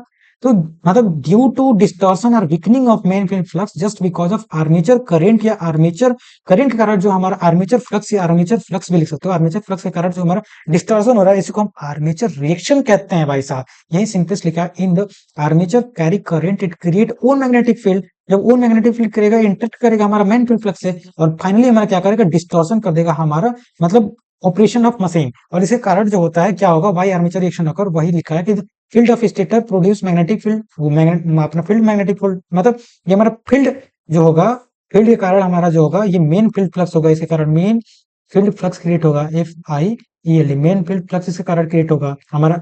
स्टेटर के कारण, आर्मेचर के कारण हमारा क्या होगा, ये आर्मेचर के कारण भी क्रिएट होगा। लेकिन फाइनली क्या होगा, दोनों के इंटरेक्शन के कारण हमारा रिजल्टेंट क्या हो जाएगा, डिस्टॉर्ट हो जाएगा। और यही डिस्टॉर्टेड हम क्या कहते हैं, आर्मेचर रिएक्शन। अब देखो डिफिनेशन से भी समझाया, आपको डायग्राम से भी समझाया। आई होप अब नहीं समझ में आएगा तो कब आएगा यार, आई एम डेम श्योर आपको समझ में आ गया होगा। ठीक है, आगे हम बात करते हैं। अब इफेक्ट क्या आता है armature reaction, obviously armature reaction से हमारा डिस्टॉर्शन होगा। अब जब डिस्टॉर्शन होगा तो हमारा जो जैसा सिग्नल है, जैसे मान चलो एसी सिग्नल, एसी तो इसमें आता नहीं है, लेकिन मैं आपको एक एग्जांपल के बता दे रहा हूँ, ये एसी इसमें आएगा नहीं क्योंकि डीसी है। तो ये जो होता है ना, ये वेव शेप देख रहे हो, ये वेव शेप डिस्टॉर्ट हो जाएगा, मान चलो फ्लैट आने लगेगा, ऐसे आने लगेगा।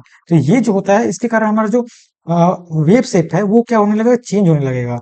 तो ये बस समझाने के लिए आपको बताया कि मतलब ये आर्मेचर रिएक्शन के कारण क्या होगा, हमारा जो सिमेट्रिकल आना चाहिए था वो जो होगा सिमेट्रिकल नहीं होगा। और ये जो न्यूट्रल एक्सिस है, देख रहे हो ना, ये न्यूट्रल एक्सिस जो आर एमएनए जीएनए हमने बताया कि एमएनए जीएनए जो होता है ओवरलैप होना चाहिए, नॉर्मल कंडीशन ओवरलैप है ना दोनों। लेकिन हमारा जैसे जैसे लोड बढ़ेगा, ये हमारा जो एमएनए है, जो एमएनए एमएनए क्या हो जाएगा, ये भी हमारा जो होगा, ये एक्सिस जो ओवरलैप था वो ओवरलैप ना होके हमारा क्या हो जाएगा, यहाँ पे लिखा हुआ है, देखो यहाँ पे लिखा हुआ है, जो हमारा न्यूट्रल एक्सिस है वो शिफ्ट हो जाएगा। ये हमारा न्यूट्रल एक्सिस शिफ्ट हो जाएगा एमएनए, ठीक है। उसका shifting of magnetic neutral axis, MNA axis जो होगा where the brush is ideally place, तो ये आर्मेचर रिएक्शन के कारण क्या होगा, शिफ्ट हो जाएगा in the direction of rotation, rotation के डायरेक्शन में शिफ्ट हो जाएगा। और जिसके कारण जितना हमें ईएमएफ चाहिए था, हमें जितना ईएमएफ नीड थी उतना ईएमएफ हमें मिल नहीं पाएगा, just because of armature reaction, ठीक है। आर्मेचर रिएक्शन के कारण हमें मिल नहीं पाएगा। तो ये सब चीजें थोड़ा सा बाद में अगर कोई पीडीएफ पढ़े तो उसके लिए दिक्कत ना हो, तो ये सब चीजें हम समझाते हैं लेकिन फिर मिटा देते हैं, क्योंकि ये समझना इंपॉर्टेंट है, ठीक है। उसके बाद reduction in main field flux, already हमने बताया कि आर्मेचर रिएक्शन क्या होगा। आर्मेचर रिएक्शन हमारा मेन फील्ड फ्लक्स को क्या करेगा, डिस्टॉर्ट करेगा। डिस्टॉर्ट करने के कारण क्या होगा, हमारा जो मतलब ऑब्वियसली क्या होगा, हमारा जो मतलब ईएमएफ होगा वो क्या हो जाएगा, रिड्यूस होने लगेगा, है ना। उसके बाद this result in reduction in armature reaction. I hope अभी आपको समझ में आएगा। अब स्पार्किंग एट ब्रश, मतलब ब्रश पे क्या होगा, हमारा स्पार्किंग होगा। ब्रश पे क्या होने लगेगा, हमारा स्पार्किंग होने लगेगा, ठीक है। बिकॉज ऑफ एमएनए मतलब शिफ्ट होगा, तो ब्रश हमारा no longer correction position spark and poor हमारा कम्यूटेशन होने लगेगा। कम्यूटेशन क्या होगा, हमारा पुअर होने लगेगा। अभी कम्यूटेशन भी आपको समझाएंगे कम्यूटेशन क्या होता है, ठीक है। आई होप इतना आपको समझ में आया। ओके, आगे हम बात करते हैं नेक्स्ट, नेक्स्ट स्लाइड पे चलते हैं। तो नेक्स्ट स्लाइड पे method to reduce armature reaction. अब आर्मेचर रिएक्शन हमने देखा कि हमारा मेन फ्लक्स जो हो रहा है वो डिस्टॉर्ट हो रहा है जस्ट बिकॉज ऑफ आर्मेचर जो फ्लक्स है। इसको हम अब रिड्यूस कैसे कर सकते हैं, ब्रश को शिफ्ट करेंगे। जैसे देखो अभी ये हमारा मान चलो, ये हमारा जो हो रहा है ना, इसे ऐसे हो रहा है आर्मेचर रिएक्शन। आर्मेचर रिएक्शन जो हमारा जीएनए होता है भाई साहब, अभी अपने को बताया जीएनए हमारा यहाँ होता है। जब जीएनए हमारा यहाँ होता है तो हमारा जब भी आर्मेचर रिएक्शन होता है, इसके कारण हमारा एमएनए जो होता है शिफ्ट होता है। जब एमएनए शिफ्ट होता है तो हम क्या कर सकते हैं, एमएनए को शिफ्ट ना करने के कारण हम क्या करेंगे, हम ब्रश को शिफ्ट करेंगे। जब ब्रश शिफ्ट करेंगे तो एमएनए को अपोजिट डायरेक्शन में जब शिफ्ट करेंगे तो एमएनए हमारा यहाँ आ जाएगा। जब हमारा एमएनए फिर से हमारे यहाँ आएगा तो ये हमारा क्या होगा, आर्मेचर रिएक्शन। पहला ब्रश शिफ्ट करके हम इसे क्या कर सकते हैं, इंप्रूव कर सकते हैं। लेकिन but not ideally for all speed, सभी स्पीड पे आइडियली पॉसिबल नहीं है कि हम ब्रश को शिफ्ट करें। कितनी बार ब्रश को शिफ्ट करेंगे, तो सबसे अच्छा जो हमारा होता है वो होता है इंटरपोल का यूज करके। Small pole between the main field is known as, जैसे हम अभी एग्जांपल सबको मतलब फिगर सबको समझा रहे हैं। देखो एक मिनट, कहीं तो हमने यूज किया होगा, हाँ देखो यहाँ पे हमने बताया। यहाँ पे देखो सबसे पहले ये फिगर देखो, ये हमारा डीसी मशीन है, ये हमारा योक है बाहरी। और यहाँ पे ये देख रहे हो ना, ये हमारा जो पोल के अंदर दो पोल, ये हमारा मान चलो ये नॉर्थ पोल है, ये भी हमारा साउथ पोल है। इनके बीच में एक और हम पोल ऐड कर दे रहे हैं। और ये पोल जो है, जो हमारा आर्मेचर रिएक्शन ऐसे हो रहा था, इनको क्या करेगा, इनको कंपनसेट करेगा। इसलिए इसको हम मतलब जो है दो पोल के बीच में, इसलिए इसको हम इंटरपोल कह देते हैं। ये हमारा इंटरपोल है, इंटरपोल, ठीक है। तो आई होप आपको समझ में आ गया। इंटरपोल लगाने से हमारा जो ये फ्लक्स का जो डायरेक्शन ये देख रहे थे ऐसे हो रहा था, इसको क्या करेगा, यहाँ पे एक और पोल लगा दोगे तो ये इसको सही कर देगा। तो यही हमारा इंटरपोल का यूज करके हम क्या करते हैं, जो हमारा इंटरपोल का यूज करने से जो हमारा आर्मेचर रिएक्शन हो रहा था, आर्मेचर रिएक्शन को इंप्रूव कर पाएंगे। आई होप आपको समझ में आ गया। यही लिखा है कि जो इंटरपोल का यूज करके, अभी आगे आओगे तो पढ़ेंगे, इसका यूज करके हम क्या कर सकते हैं, जो हमारा आर्मेचर रिएक्शन है उसको क्या कर सकते हैं, इंप्रूव कर सकते हैं, ठीक है। तो आगे हम पढ़ते हैं। तो इंटरपोल के यूज करके हम क्या करेंगे, इंटरपोल जो है दो हमारा पोलों के बीच में यूज होता है। इसके कारण हमारा जो होगा कैंसलेशन हो जाएगा। हमारा जो अभी हमने देखा, ये जो हमारा ऐसे वेव हो रहा था, इसको कैंसिल कर देगा और इसको फिर से हम ऐसे कर लेंगे, ऐसे सेम ऐसे। जैसे हमें मेन फील्ड चाहिए वैसे हम पालेंगे, उसके बाद हमारा जितना ईएमएफ चाहिए था उतना ईएमएफ मिल जाएगा। या तो कंपनसेटिंग वाइंडिंग हम यूज करेंगे। कंपनसेटिंग वाइंडिंग क्या होता है, जो मतलब अभी कंपनसेटिंग वाइंडिंग यही समझाया जाना चाहिए था, एक मिनट। जो यहाँ पे देख रहे हो, ये हमारा वाइंडिंग देखो, इस पे जो आर्मेचर स्लॉट है ना, इस पे आर्मेचर स्लॉट पे एक वाइंडिंग करते हैं। वाइंडिंग मतलब इसका, इसी पे एक और वाइंडिंग कर देते हैं जो कंपनसेट करता है और वाइंडिंग को ऐड करते हैं। जिसके कारण जो हमारा फ्लक्स होगा इसका स्ट्रेंथ हो जाएगा, हमारा मतलब इसका स्ट्रेंथ हो जाएगा हमारा यहाँ पे कंपनसेट, सॉरी कंपनसेटेड वाइंडिंग इस पे करते हैं हमारा मतलब स्टेटर पे। तो ये हमारा क्या हो जाएगा, जो ऐसे क्रिएट हो रहा था हमारा फ्लक्स, इसको क्या कर देगा, इसको हमारा मेन फ्लक्स को और स्ट्रेंथ कर देगा। जब स्ट्रेंथ कर देगा तो हमारा आर्मेचर रिएक्शन जो होगा रिड्यूस हो जाएगा। आई होप इतना आपको समझ में आया जो भी हमने बताया, ठीक है। आई होप श्योर यार, इतना तो समझ में आ ही रहा होगा जो मैं आपको समझा रहा हूँ, ठीक है। तो ये हमारा आर्मेचर रिएक्शन कैसे इंप्रूव करते हैं, आर्मेचर रिएक्शन क्या है। आई होप कंपनसेटेड वाइंडिंग का यूज करके हम क्या करते हैं, जो कैंसिल कर देते हैं, जो इफेक्ट है हमारा आर्मेचर रिएक्शन का वो कैंसिल हो जाता है, ठीक है। आगे हम बात करते हैं, नेक्स्ट पेज पे चलते हैं। नेक्स्ट पेज पे हमारा अब आ गया कम्यूटेशन। अब कम्यूटेशन क्या होता है, देखिए commutation is a process. Commutation क्या है, प्रोसेस है by process which the current in armature coil is reverse direction as it passes under the brushes. जब ब्रशेस से पास होता है हमारा डीसी मशीन में, ब्रश के हेल्प से ही तो हम, ब्रश क्या होता है, ब्रश जो होता है वो इंटरकनेक्टर होता है, inter connectors, U double N A C T R, connector होता है। अब ये ब्रश जो होता है इंटरकनेक्टर की तरह काम करता है, और ये कम्यूटेट मतलब इसके कारण कम्यूटेशन आता है। कम्यूटेशन एक टाइप का लॉसेज है। ये क्या करता है, हमारा डायरेक्शन जो होता है ना करंट का, उसको चेंज कर देता है। अब इसको एग्जांपल के मतलब ये जो फिगर है, पहले फिगर समझाते हैं। अब इतना आपको बताया, फिगर समझा देते हैं। देखो ये हमारा सबसे पहले स्टेप वन, मतलब ये पोजीशन वन कह सकते हो, स्टेप वन का। दो स्टेप वन में क्या है, देखो सबसे पहले समझो। स्टेप वन में ब्रश हमारा यहाँ पे लोकेट है, देखो ब्रश हमारा यहाँ पे लोकेट है, ठीक है। जब यहाँ पे लोकेट है तो इधर से हमारा आई करंट, इधर से आई करंट आ रहा है, यहाँ से हमारा टू आई करंट आ गया, ठीक है। ये पहला स्टेप है। दूसरा स्टेप में हमारा जो रोटेशन हो रहा है, इधर रोटेशन हो रहा है। देखो हमारा जो रोटेशन हो रहा है, रोटेशन हम किधर कर रहे हैं, एक मिनट, हम एक मिनट, रोटेशन किधर कर रहे हैं, रोटेशन इधर कर रहे हैं, एक मिनट, अपोजिट कर रहे हैं। ध्यान से समझना भाई साहब, अगर ध्यान समझ गए तो फिर से कम्यूटेशन क्या होता है, आर्मेचर रिएक्शन क्या होता है, कभी जिंदगी में नहीं भूलोगे, क्योंकि ये बहुत ही मतलब कंफ्यूजिंग होता है। तो हम जो हमारा ब्रश है ना, जो हमारा इधर शिफ्ट कर रहे हैं, बार बार हम इधर शिफ्ट कर रहे हैं, हमारा डायरेक्शन जो है, डायरेक्शन ये हमारा डायरेक्शन है, direction of motion, MOTMOTION, direction of motion हमारा इधर है। सबसे पहले ये ब्रश जो है यहाँ शिफ्ट है, ये जो हमारा स्लॉट देख रहे हो बी फेस पे पूरा एग्जैक्टली स्लॉटेड है। अब थोड़ा सा हम बी से आगे लेके गए, थोड़ा सा हम बी से आगे लेके गए, तो इधर हमारा क्या आ जाएगा, इधर तो हमारा ये खाली हो गया स्पेस। तो यहाँ से जो हमारा ये आ रहा है ना करंट, ये हमारा करंट 3/2 आईए होगा, और इधर से हमारा IA/2 आ जाएगा। अब फिर से IA/2 इधर से 3I/2 आएगा, क्योंकि यहाँ जो स्पेस जो है ना, ये कम हो गया और इधर भी आ गया, तो करंट अब इधर से भी आएगा ना, और करंट इधर से भी आएगा, तो इधर फिर से 2A आएगा। अब फिर से हमारा आधा आधा पार्ट हो गया, आधा बी पे हो गया, आधा हमारा ए पे स्लॉट हो गया, जो ब्रश है टच किया।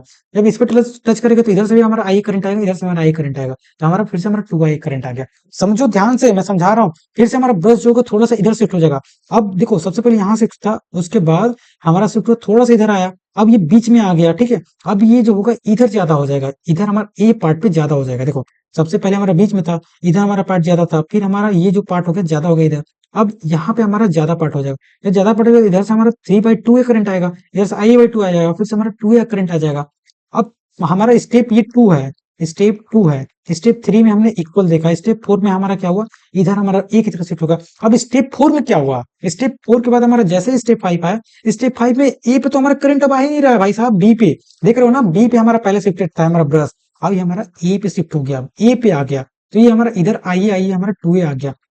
चेंज तो मतलब ये हमारा बी पे था, बी स्लॉट से हमारा ब्रश था, और जैसे ए पे आया तो हमारा 2A करंट इधर आ गया। तो करंट की डायरेक्शन पहले जो थी हमारा इधर बी बी पे आ रही थी, लेकिन फाइनली जैसे ही हमारा ये कम्यूटेशन प्रोसेस हुआ, हमारा करंट जो डायरेक्शन है वो इधर आ गया स्टेप फाइव में। तो ये हमारा करंट जो हो रहा है, करंट का क्या हो रहा है, रिवर्सल हो रहा है, REVERSAL। आई होप आपको समझ में आ रहा हो। अगर नहीं समझ में आ रहा हो तो प्रॉपर आप बोलना, मैं आपको पेज मतलब पेज पे कलम कॉपी से लिख के आपको एक वीडियो 5 मिनट का वीडियो देके आपको समझा दूंगा। लेकिन हाँ कम्यूटेशन आपको समझ में आना चाहिए। शायद यहाँ पे ना समझ में आओ, क्योंकि एक ही में मैंने थोड़ा सा समझाया, लेकिन लाइन से मैंने आपको समझाया स्टेप वन में क्या होता है, स्टेप टू में क्या होता है, थोड़ा सा हमारा मोशन इधर की तरह हो रहा है, तो हमारा मतलब करंट का डायरेक्शन क्या हो रहा है, चेंज हो रहा है, ये करंट रिवर्सल होता है। कम्यूटेशन प्रोसेस में हमारा क्या होता है, करंट का रिवर्सल होता है। यही लिख रहा है कि कॉइल जो होता है, कॉइल कारण हमारा करंट का रिवर्सल हो जाता है, और this process happen during the short time, बहुत शॉर्ट टाइम के लिए होता है। लेकिन ये शॉर्ट टाइम से क्या होता है, हमारा जो ट्रांजिशन होता है, यहाँ पे ट्रांजिशन होता है from the commutator segment to another, एक सेगमेंट से अनदर सेगमेंट में बहुत कम समय के लिए। जो हमारा देख रहे हो ना, पहले हमारा जो स्लॉट यहाँ पे ए पे था, फिर हमारा इधर आया तो बी पे आ गया, है ना। तो ये हमारा शॉर्ट टाइम के लिए होता है, शॉर्ट टाइम के कारण ये हमारा कम्यूटेशन होता है। अब ये कम्यूटेशन जो होता है वो दो टाइप का होता है, डिले कम्यूटेशन, फास्ट कम्यूटेशन, जिसके कारण हमारा जो होता है, हमारा मतलब मशीन में जो परफॉर्मेंस वो रिड्यूस होता है। कैसे, in DC generator the armature rotate the direction of EMF coil जो है naturally reverse of the passing pole, एक पोल से दूसरे पोल में हमारा पास होगा, तो नेचुरली है कि आपने देखा हमारा जो डायरेक्शन जो होगा चेंज होगा। और ये जो मतलब डायरेक्शन चेंज होगा, इसको इंश्योर करते हैं हम यूनिट डायरेक्शन बनाने के लिए। आउटपुट आउटपुट में तो डीसी चाहिए। ध्यान रखो, ये हम डीसी मशीन पढ़ रहे हैं भाई साहब, ये हम डीसी मशीन पढ़ रहे हैं, डीसी मशीन, ना कि एसी मशीन पढ़ रहे हैं। आई होप आपको समझ में आ रहा हो। तो डीसी मशीन में हमें क्या करना होगा, हमें यूनिट डायरेक्शन चाहिए। यूनिट डायरेक्शन के लिए हम क्या करेंगे, commutation mechanically reverse in the connection of the coil. इसमें हमारा जो रिवर्स हो रहा है, हमारा जो कनेक्शन, इसको हमें यूनिट डायरेक्शन में बनाना है। तो in DC motor it ensure the torque remain unidirection, torque भी हमारा यूनिडायरेक्शन होना चाहिए even through the coil current must reverse, coil में तो करंट रिवर्स हो लेकिन हमारा डायरेक्शन जो होगा वो यूनिडायरेक्शन होना चाहिए। आई होप हमारा commutation, why commutation is necessary आपने देखा। उसके बाद नेक्स्ट हम पॉइंट चलते हैं, ये आपको कम्युटेशन बहुत ही अच्छे तरीके से हमने स्टेप बाय स्टेप आपको समझाया। फिर आगे हम चलते हैं, जो हमारा पुअर कम्युटेशन होता है ये एक प्रॉब्लम होता है, like if the reversal of current is not smooth, अगर हमारा स्मूथ नहीं है, जिस तरीके से हमें करंट का रिवर्सल चाहिए अगर वो स्मूथ नहीं है, तो इस समय हमारा क्या होगा, the current at the moment the brush break, इस समय हमारा ब्रश जो हो जाएगा ब्रेक हो जाएगा और बहुत ही ज्यादा स्पार्किंग क्रिएट हो जाएगा। समझ रहे हो ना, जिस तरह से हमें, भाई देखो यहाँ पे देखो हमारा बार बार ये कम्युटेशन, जैसे हमारा पहले यहाँ पे था ब्रश कनेक्ट था, जब ब्रश जो है इधर मूव होके बहुत शॉर्ट टाइम में हमारा ब्रश जो ए पे कनेक्ट हो रहा है, तो ये हमारा स्मूथ होना चाहिए, एस एम डब्ल्यू चाहिए, स्मूथ, स्मूथ करंट रिवर्सल होना चाहिए। जब स्मूथ नहीं हो तो हमारा क्या होगा, अगर स्मूथ हमारा नहीं हो तो स्पार्किंग होगा, स्पार्किंग, और स्पार्किंग कारण क्या होगा, हमारा जो ब्रश था, ब्रश अभी हमने बताया वो कॉपर का बना होता है, और ये हमारा क्या हो जाएगा, जो होगा डिग्रेड हो जाएगा, इसके कारण हमारा जो कॉजेज क्या होगा, ब्रश हमारा डिग्रेड हो जाएगा, वियरिंग टीयरिंग होगा और कम्यूटेटर हमारा डैमेज हो जाएगा। तो कम्यूटेटर डैमेज ना हो, हमारा कम्युटेशन जो है स्मूथ हो, पुअर कम्युटेशन ना हो, पुअर कम्युटेशन होने से हमारा क्या होगा, ब्रश ब्रेक हो जाएगा, ध्यान रखना है, ठीक है। आई होप आपको समझ में आया। कॉजेज ऑफ पुअर कंडक्शन क्या है, inductive reactance, armature reaction, high armature current. तो जो हमारा कम्युटेशन पुअर क्यों होता है, इंडक्टिव रिएक्शन, जो हमारा कॉइल में अगर इंडक्टर ला देंगे, तो इंडक्टर में आप जानते होंगे वोल्टेज से हमारा करंट जो होता है वो लैग करता है 90 डिग्री, आपने पढ़ा होगा, वोल्टेज से हमारा करंट क्या होता है, लैग करता है, जो करंट होता है वो लैग करता है करंट। तो ये सब चीजें आपको जानना होगा, आप सेकंड ईयर में आपको इतना तो जानते होगे, इंडक्टर क्या होता है, कैपेसिटर क्या होता है, ये तो पढ़े होगे ना। तो यहाँ पे वो चीज तो हम नहीं बताएंगे, बस इतना बता दे रहे हैं कि इंडक्टिव रिएक्टेंस के कारण हमारा क्या होगा, पुअर कम्युटेशन होगा, आर्मेचर रिएक्शन के कारण जो डिस्टॉर्शन होता है मैग्नेटिक फील्ड में, उससे हमारा क्या होगा, मतलब पुअर कम्युटेशन होगा, हाई आर्मेचर करंट, अगर आर्मेचर करंट भी बहुत ज्यादा हम दे दें तो ज्यादा फ्लक्स क्रिएट होगा, ज्यादा फ्लक्स क्रिएट होगा, डिस्टॉर्शन होगा। तो पुअर कम्युटेशन क्या होता है ये भी आपने समझ लिया। अब डिलेड कम्युटेशन क्या होता है, कम्युटेशन जो होता है डिलीट से नाम है, जो हमारा डीसी मशीन है, DC machine condition where the reversal of current in the armature coil later on ideal timing, एक आइडियल टाइमिंग, देखो मान के चलो, इसको समझाने के लिए मैं बता दे रहा हूँ, ये हमारा एक मान चलो आइडियली मान लेते हैं, करंट यहाँ से प्लस में जा रहा है और यहाँ पे हमारा माइनस में हो जा रहा है, तो ये हमारा आइडियल कंडीशन है, ये हमारा क्या है, आईडीईएल, आइडियल कंडीशन है, ठीक है, आइडियल कंडीशन है। लेकिन इसमें क्या हो जाता है, ड्यू टू अभी अपने आर्मेचर आर्मेचर रिएक्शन के कारण, या जो आपने इंडक्टिव हाई कॉइल के कारण देखा, इसके कारण जो ये हो जाएगा ना, इधर ये वाला देख रहे हो पोर्शन, ये हमारा क्या है, ये हमारा डिलेड अंडर कंडक्शन हो, अंडर डिलेड और अंडर कम्युटेशन हो जाएगा, कम्युटेशन, और ये हमारा आइडियल है, और इधर हमारा पहले ही हो जाए, जो हमारा आइडियल है, आइडियल से पहले अगर कम्युटेशन करंट का रिवर्सल हो जाए, तो ये हम इसे क्या कहते हैं, इसे हम ओवर कम्युटेशन कहते हैं। Commutation mean sir reversal of current, भाई साहब समझो ना, रिवर्सल ऑफ करंट, क्योंकि ब्रश हमारा जो डीसी मशीन होता है, अंदर जो डीसी मशीन के अंदर जो होता है एसी क्रिएट होता है, आर्मेचर में तो एसी क्रिएट होता है। अब डीसी में हमें बाहर हमें क्या चाहिए, हमारा बाहर में डीसी चाहिए, डीसी चाहिए तो उसके लिए हम ब्रश का यूज करते हैं, ब्रश जो इंटरकनेक्टर का काम करता है, और ब्रश ना रहे तो हम इंटरकनेक्टर का काम नहीं कर पाएंगे, तो फिर से हमारा उसमें कम्युटेशन कैसे दे पाएंगे, तो करंट का रिवर्सल कैसे होगा, करंट का रिवर्सल नहीं होगा तो हम डीसी पा नहीं पाएंगे। आई होप जो मैं कह रहा हूँ उसको फील करके समझो, अगर फील करके समझ लोगे तो कोई दिक्कत नहीं होगा, क्योंकि मैं शुरू से ही एक एक चीज आपको बहुत ही, मतलब फिगर के हेल्प से, डायग्राम के हेल्प से, जहां से हो सके वहां से मैं आपको बहुत ही बेहतरीन तरीके से समझाने की कोशिश कर रहा हूँ, ठीक है। तो ये हमारा डिलेट कम्युटेशन हुआ, और डिलेट कम्युटेशन से क्या होगा, ब्रश में मिसलेड होगा और ब्रश हमारा हाई करंट डेंसिटी क्रिएट होगा, जिसके कारण हमारा क्रिएट होगा हाई स्पार्किंग, और हाई स्पार्किंग से हमारा क्या होगा, जो हमारा पोटेंशियल हो जाएगा वो कम हो जाएगा, और हमारा मशीन का कंपोनेंट क्या हो जाएगा, रिड्यूस हो जाएगा परफॉर्मेंस। तो ये हमारा पुअर कम्युटेशन डिलेट कम्युटेशन के इफेक्ट है। आई होप अभी तक आपको जितना भी मैंने समझाया वो समझ में आया। अब इसको जो हमारा कम्युटेशन है उसको इंप्रूव करने के लिए हम ब्रश का शिफ्ट करेंगे, इंटरपोल लगाएंगे, फिर से कम्युटेटर वाइंडिंग यूज करेंगे, use of carbon brush, obviously हम हायर जो कंटेक्ट है कार्बन ब्रश का यूज करेंगे, मतलब जो हमारा स्मूथनेस लेवल को हमने ऑलरेडी बताया कि जो हमारा कार्बन ब्रश है, बात में मैं बता रहा हूँ, ये कार्बन ब्रश हमारा लुब्रिकेंट की तरह काम करता है, और लुब्रिकेंट क्या करता है, ये हमको कूलिंग एज वेल एज हमें कूलिंग प्रोवाइड करता है, और एज वेल एज कम्यूटेटर जो CUMMUTATOR कम्यूटेटर को हमें क्या करता है, सेव कर रखता है, कम्यूटेटर को सेव रखता है, ठीक है। ये हमारा कार्बन ब्रश क्यों हम यूज करते हैं, इसका हमने पूरा यहीं पे डिटेल में दे दिया, ठीक है। आई होप ये भी आपको चीजें समझ में आ गया हो। विद हेल्प ऑफ ऑलरेडी हमने डायग्राम इंटरपोल समझाया, जो पोल के बीच में हम इंटरपोल लगाते हैं, ये हमारा जो मान लो फ्लक्स ऐसे क्रिएट हो रहा है, जो आर्मेचर रिएक्शन, इसको हमारा क्या करेगा, इसको इंप्रूव कर देगा। तो ये improve commutation by reducing the spark of the brush neutralize the reaction. हमारा जो रिएक्शन हो रहा है उसको न्यूट्रलाइज कर देगा। ऑब्वियसली यार, मान चलो ये ऐसे जा रहा है तो हमारा एक और, जैसे मैं चलो इधर ऐसे जा रहा है, ठीक है, ऐसे हमारा जा रहा है फ्लक्स, ये इसको हमने लगाया, ये वाला जो हमने लगाया, तो ये इसको न्यूट्रलाइज करके हमारा सेम कर देगा। तो वही लिख रहा है neutralise the reactive voltage, neutralise कर देगा। और हमारा आर्मेचर रिएक्शन क्या हो जाएगा, कंप्रेशन के समय सही हो जाएगा। अगर हम ये हमारा इंटरपोल का पर्पस होता है, इंटरपोल का यूज करते हैं दो पोलों के बीच में, ठीक है। आई होप ये तो समझ में आ गया होगा। उसके बाद लोकेशन और क्वेश्चन की बात कर लेते हैं। ये बहुत इंपॉर्टेंट हो जाता है जब आप एग्जाम की प्रिपरेशन करते हो। तो हमारा जो ये इंटरपोल होता है वो प्लेस्ड होता है मेन पोल के बीच में। ये हमारा मान लो नॉर्थ पोल हो गया, ये भी हमारा साउथ पोल, इनके बीच में हम इंटरपोल लगा रहे हैं ना, तो वही लिख रहा है कि इंटरपोल का जो होता है वो फिजिकली मेन पोल के बीच में हमारा जो होते हैं प्लेस्ड होते हैं, ठीक है। Physically located along the axis of the brush as well as is called geometrical axis. ये ज्योमेट्रिकल एक्सिस होता है, ज्योमेट्रिकल एक्सिस के अलोंग ही इसको क्या करते हैं, प्लेस करते हैं, जो हमारा इंटरपोल होता है। तो इंटरपोल का यूज करके हम क्या करते हैं, armature reaction as well as जो हमारा कम्यूटेशन है उसको क्या करते हैं, इंप्रूव करते हैं। अब आते हैं कंपनसेटिंग वाइंडिंग।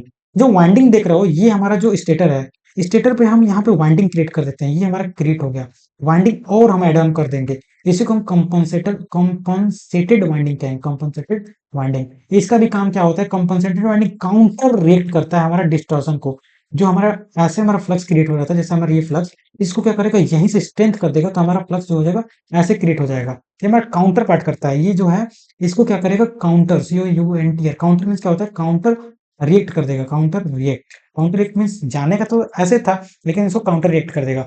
और ये क्या करेगा, हम अगर कंपनसेटिंग वाइंडिंग का यूज करेंगे तो इंप्रूव कर देगा हमारा मैग्नेटिक फील्ड को, यूनिफॉर्म बनाएगा, जिससे कि हमारा स्पेशली लिखा रहा है important in machine with large load deviation. तो जहां भी लार्ज लोड डेविएशन, तो वहां कंपनसेटिंग वाइंडिंग लगाना बहुत जरूरी होता जाता है। कंपनसेट करता है, लाइक जैसे एग्जाम्पल के लिए बता दो, अगर कोई जिम जा रहा है, देखो एग्जाम्पल से, जिम जा रहा है तो जिम जाएगा तो केवल और केवल अगर घर का खाना खाएगा भाई साहब, अगर रोज चावल दाल रोटी सब्जी खाए तो कभी उसकी बॉडी उस लेवल का नहीं बन पाएगा। इसलिए हम कंपनसेट, मतलब कंपनसेट मीन्स कॉम्प्लीमेंट लेते हैं, कॉम्प्लीमेंट, प्रोटीन खाते हैं। वैसे ही एकदम लाइव एग्जांपल के साथ मैं आपको बता रहा हूँ, यहाँ पे अगर ये रिएक्शन हो रहा है तो रिएक्शन को इंप्रूव करने के लिए, उसको नेगलेक्ट करने के लिए, उसको मतलब यहाँ पे काउंटर करने के लिए हमें कुछ ना कुछ तो लेना पड़ेगा कॉम्प्लीमेंट। तो वही कॉम्प्लीमेंट जो है, इसको हम क्या कहते हैं, कंपनसेटेड वाइंडिंग। भाई कंपनसेटेड वाइंडिंग जो होगा, वाइंडिंग के लिए अगर यूज करेंगे तो कंपनसेट करेंगे, कंपनसेटिंग वाइंडिंग। अगर हम अपने शरीर के लिए लेंगे अगर प्रोटीन, तो वो हमारा क्या हो जाएगा, कंप्लीमेंट हो जाएगा, दैट सिंपल। अब इसका लोकेशन क्या होता है, इमीडिएट मीन स्लॉट। जो इसका लोकेशन जो होता है, मतलब हमारा जो कंपनसेटिंग वाइंडिंग का जो है, slot on the pole of the main जो पोल होता है, और उनके मेन पोल, ये मेन पोल पे ही हम इसको क्या करते हैं, हम जो होता है connect in series with the armature winding. Armature winding होता है ना, इस सीरीज में देखो, आर्मेचर वाइंडिंग के हम सीरीज में, SERIZ सीरीज में इसको क्या करते हैं, लोकेट करते हैं, connect in series with the armature winding. ये जो पॉइंट है ना, ये नोट कर लो यार, ऐसे नोट कर लो, ये बहुत इंपॉर्टेंट है, note. Series with the armature reaction so effect increase with load. तो ये हमारा कंपनसेटेड वाइंडिंग का यूज करके हम क्या करते हैं, जो हमारा आर्मेचर रिएक्शन है, चाहे हमारा कंपनसेट, जो हमारा कम्यूटेशन, इनको हम इंप्रूव कर पाएंगे, ठीक है। आई होप यहाँ तक आपको समझ में आ गया। नेक्स्ट लेके चलते हैं, हमारा एक्सटर्नल कैरेक्टरिस्टिक आ गया। अब देखो कैरेक्टरिस्टिक क्या होता है, जैसे हम अभी जनरेटर मोटर जो भी पढ़ रहे हैं, उनका कैरेक्टरिस्टिक कैसे होता है। तो सबसे पहले दो टाइप का हमारा जो होता है डीसी कंपाउंड मोटर होता है। एक जो होता है हमारा डिफरेंशियल होता है, और एक जो होता है हमारा जो हमारा दूसरा जो होता है कम्युलेटिव आता है, कम्युलेटिव। कम्युलेटिव क्या होता है, series and shunt winding assist together. जैसे देखो ये हमारा शंट वाइंडिंग हो गया, और ये हमारा सीरीज हो गया, ये सीरीज हो गया, एक मिनट, प्लस से ही जाएगा ना, हाँ, ये हमारा सीरीज वाइंडिंग, RSC हम लिख देंगे। ये सीरीज और शंट, मतलब ये जो होंगे दोनों, आईए बराबर क्या हो जाएगा, आईए बराबर क्या हो जाएगा यहाँ पे, ISC प्लस ISH। देख रहे हो ना, ये करंट इधर जा रहा है ना, और ये करंट इधर जा रहा है, तो आईए बराबर ISC प्लस ISH हो जाएगा। इसमें हमारा क्या होता है, इसमें सीरीज और शंट, देख रहे हो, सीरीज और शंट जो होता है, यहाँ पे लिख रहा है ना, ये दोनों जो होते हैं वो एड ऑन होते हैं, असिस्ट होते हैं। तो इसके कारण ये जो है इसको हम कम्युनिटी बोलते हैं। और ये जो होता है एट लाइट लोड के लिए यूज करते हैं, वोल्टेज, मतलब इसका कैरेक्टरिस्टिक वोल्टेज राइज होता है slightly due to the series field. Series field के कारण क्या होता है, इसका कैरेक्टरिस्टिक जैसे हमने बताया लाइट लोड में यूज करते हैं, और जैसे ही लोड इंक्रीज होगा वोल्टेज हमारा ग्रेजुअली, मतलब क्या होगा, ड्रॉप होने लगेगा। और इसका यूज जो होता है provide better voltage regulation than the short, जो सीरीज शॉर्ट, अभी आप शायद नहीं पढ़ोगे यार, कहाँ मैं बताऊं। अब मुझे लगता है सेकंड सेमेस्टर में आपने जो कितने टाइप का मोटर होते हैं, लाइक सीरीज मोटर होता है, शंट मोटर होता है, फिर से मतलब ये जितने टाइप के मोटर होते हैं, सीरीज मोटर क्या होता है, शंट मोटर क्या होता है, ये आप जरूर पढ़े होंगे यार। अब यहाँ पे तो मैं आपको बता नहीं सकता हूँ, बस इतना बता सकता हूँ कि जो आप ये देख रहे हो एक्सटर्नल कैरेक्टरिस्टिक, जो ये सन मतलब कम्युलेटिव क्या होता है, कम्युलेटिव फिर से मैं लिख दे रहा हूँ, आई ए इक्वल टू क्या हो जाएगा, I S C plus I S H, जहां हमारा दोनों फ्लक्स मतलब ये जो है मतलब एड ऑन हो, यहाँ पे एड ऑन हो, जब एड ऑन होंगे तो इसको हम, जब है यहाँ पे लिखा है ना कि इसको मतलब यूज करके हम क्या करते हैं, इसको मतलब लार्जर मशीन के लिए यूज करते हैं। एक मिनट मतलब पानी पी लूं, बहुत ज्यादा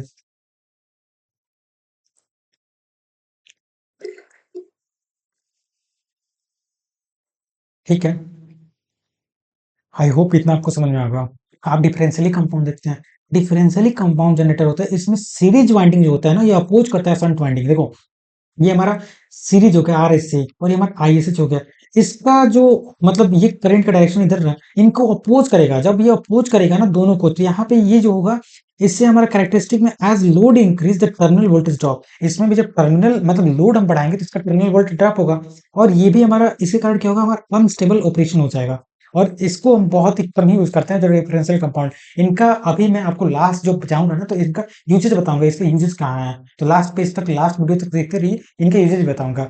ठीक है, तो आई होप आपको अब कोई भी पूछे कि कंपाउंड जनरेटर दो टाइप के होते हैं, लॉन्ग शंट भी पढ़ा होगा यार, देखो लिख देता हूँ यहाँ पे, लॉन्ग शंट पढ़ा होगा, लॉन्ग शंट और शॉर्ट शंट, दो टाइप के आपने पढ़ा होगा, S O T short shunt, compound generator, ये आपने पढ़ा होगा ना, कंपाउंड कंपाउंड जनरेटर। मैं लिख क्या रहा हूँ यार, आप लोग को समझ में आ जाएगा ना, लॉन्ग शंट कंपाउंड जनरेटर और short shunt compound generator. Uses जो है लास्ट पेज पे है, लास्ट पेज पे दिया है। ठीक है, तो इनका यूजेस और इनका यूजेस दोनों जो है कंपाउंड जनरेटर है। ठीक है, आई होप अभी आपको दोनों मैंने समझाया, आपको दोनों समझ में आ गया।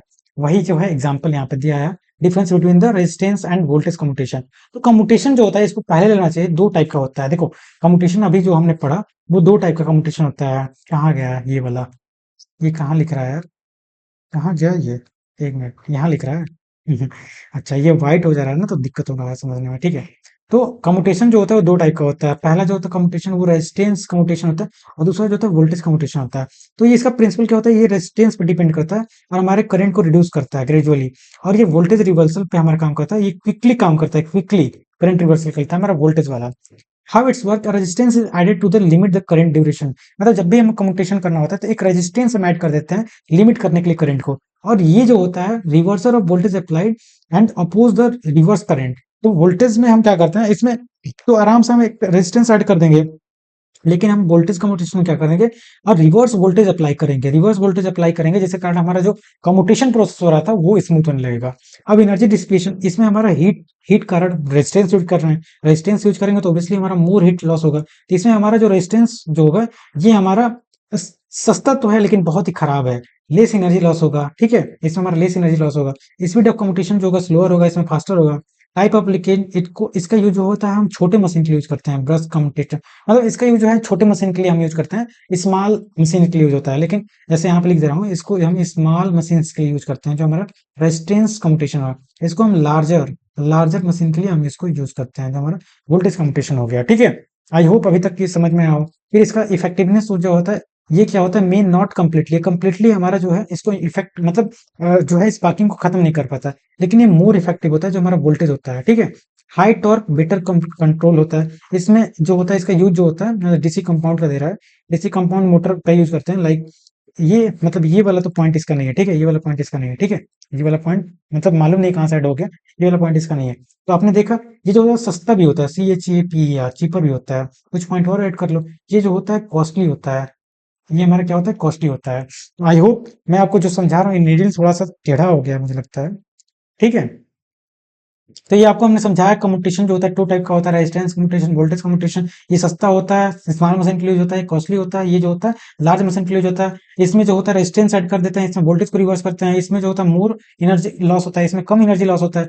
ये जो होता है रेजिस्टेंस वाला स्लोअर होता है, ये हमारा वोल्टेज वाला फास्टर होता है। अब कैसे पढ़ोगे भाई साहब, अब as the behalf of your मतलब क्या कह सकते हैं, as on the behalf of your revision, इससे बेटर रिवीजन क्या लोगे। ठीक है, आगे हम एप्लीकेशन पढ़ लेते हैं।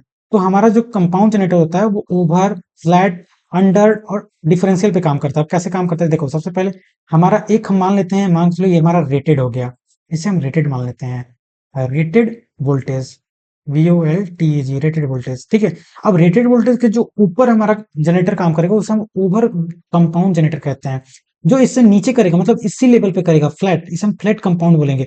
जो इससे नीचे करेगा उसे हम अंडर बोल देंगे, और सबसे नीचे जो करेगा उसे हम डिफरेंशियली कंपाउंड जनरेटर बोलेंगे। ये जो कैरेक्टरिस्टिक है, ये जो है एक्सपेरिमेंटली EXPRIMENTALY एक्सपेरिमेंटली इसे फाइंड किया गया है, और तब जाके इसे ड्रा किया गया है। एक्सपेरिमेंटली एक्सपेरिमेंटली बनाया गया है, ऐसे कुछ भी नहीं खास दिया गया है। ऐसा नहीं कि जो मन में आए जैसे भी खास दो। तो ये हमारा जो है external characteristic of DC compound generator है, ठीक है।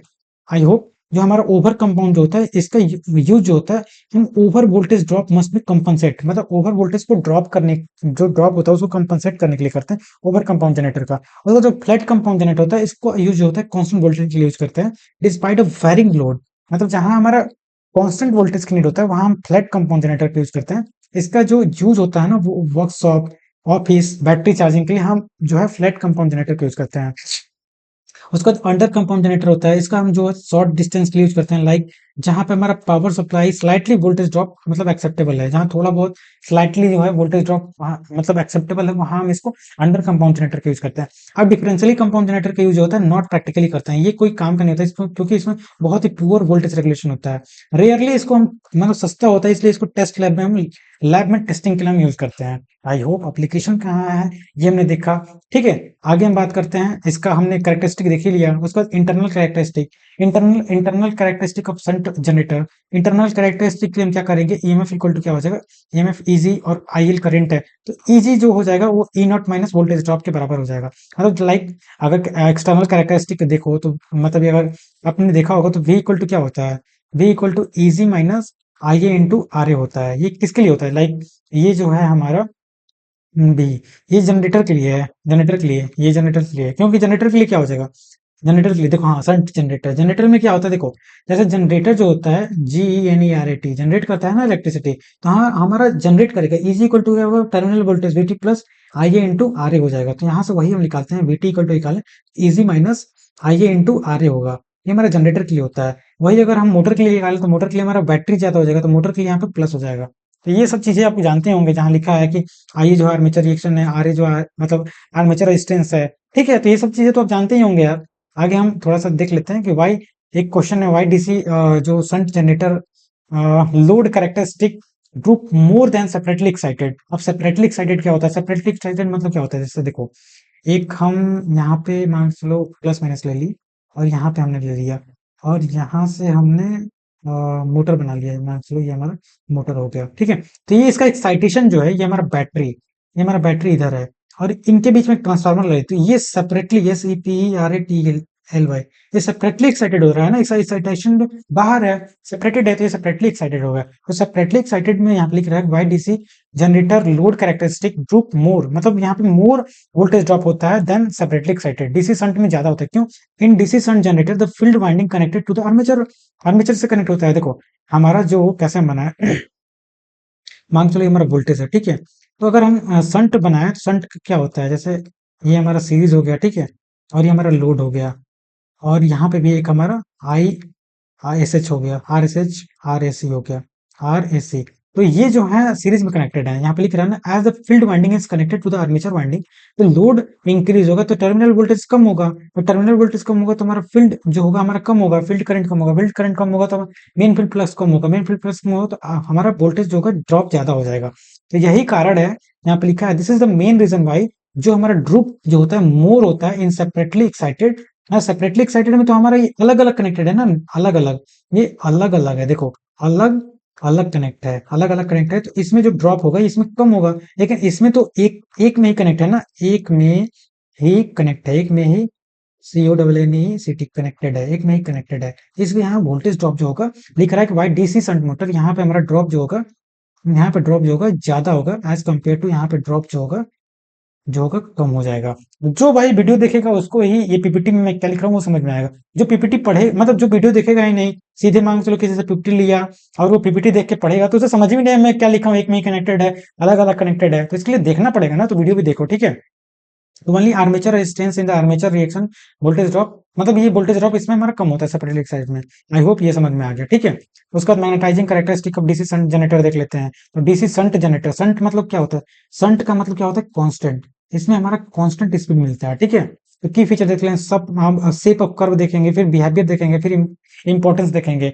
सबसे पहले जो हमारा ओपन सर्किट जो कैरेक्टरिस्टिक है, जो कैरेक्टरिस्टिक है, ये आप जब अभी डिटेल में पढ़ोगे ना, मशीन में दो टाइप के हमारे टेस्टिंग होते हैं, जैसे हम बताते रहे हैं, जो दो टाइप की टेस्टिंग होती है। एक जो होता है शॉर्ट सर्किट, आप शायद पहले भी पढ़े होंगे यार, शॉर्ट सर्किट टेस्ट होता है। इस पे तो आपने शायद सेकंड ईयर में लैब भी किया होगा। शॉर्ट सर्किट टेस्ट होता है, और एक जो होता है ओपन सर्किट टेस्ट होता है। ओपन सर्किट टेस्ट होता है, दोनों सर्किट टेस्ट है। एक शॉर्ट सर्किट टेस्ट होता है, एक ओपन सर्किट टेस्ट। एक से हम दोनों से हम बिहेवियर पता करते हैं, ठीक है।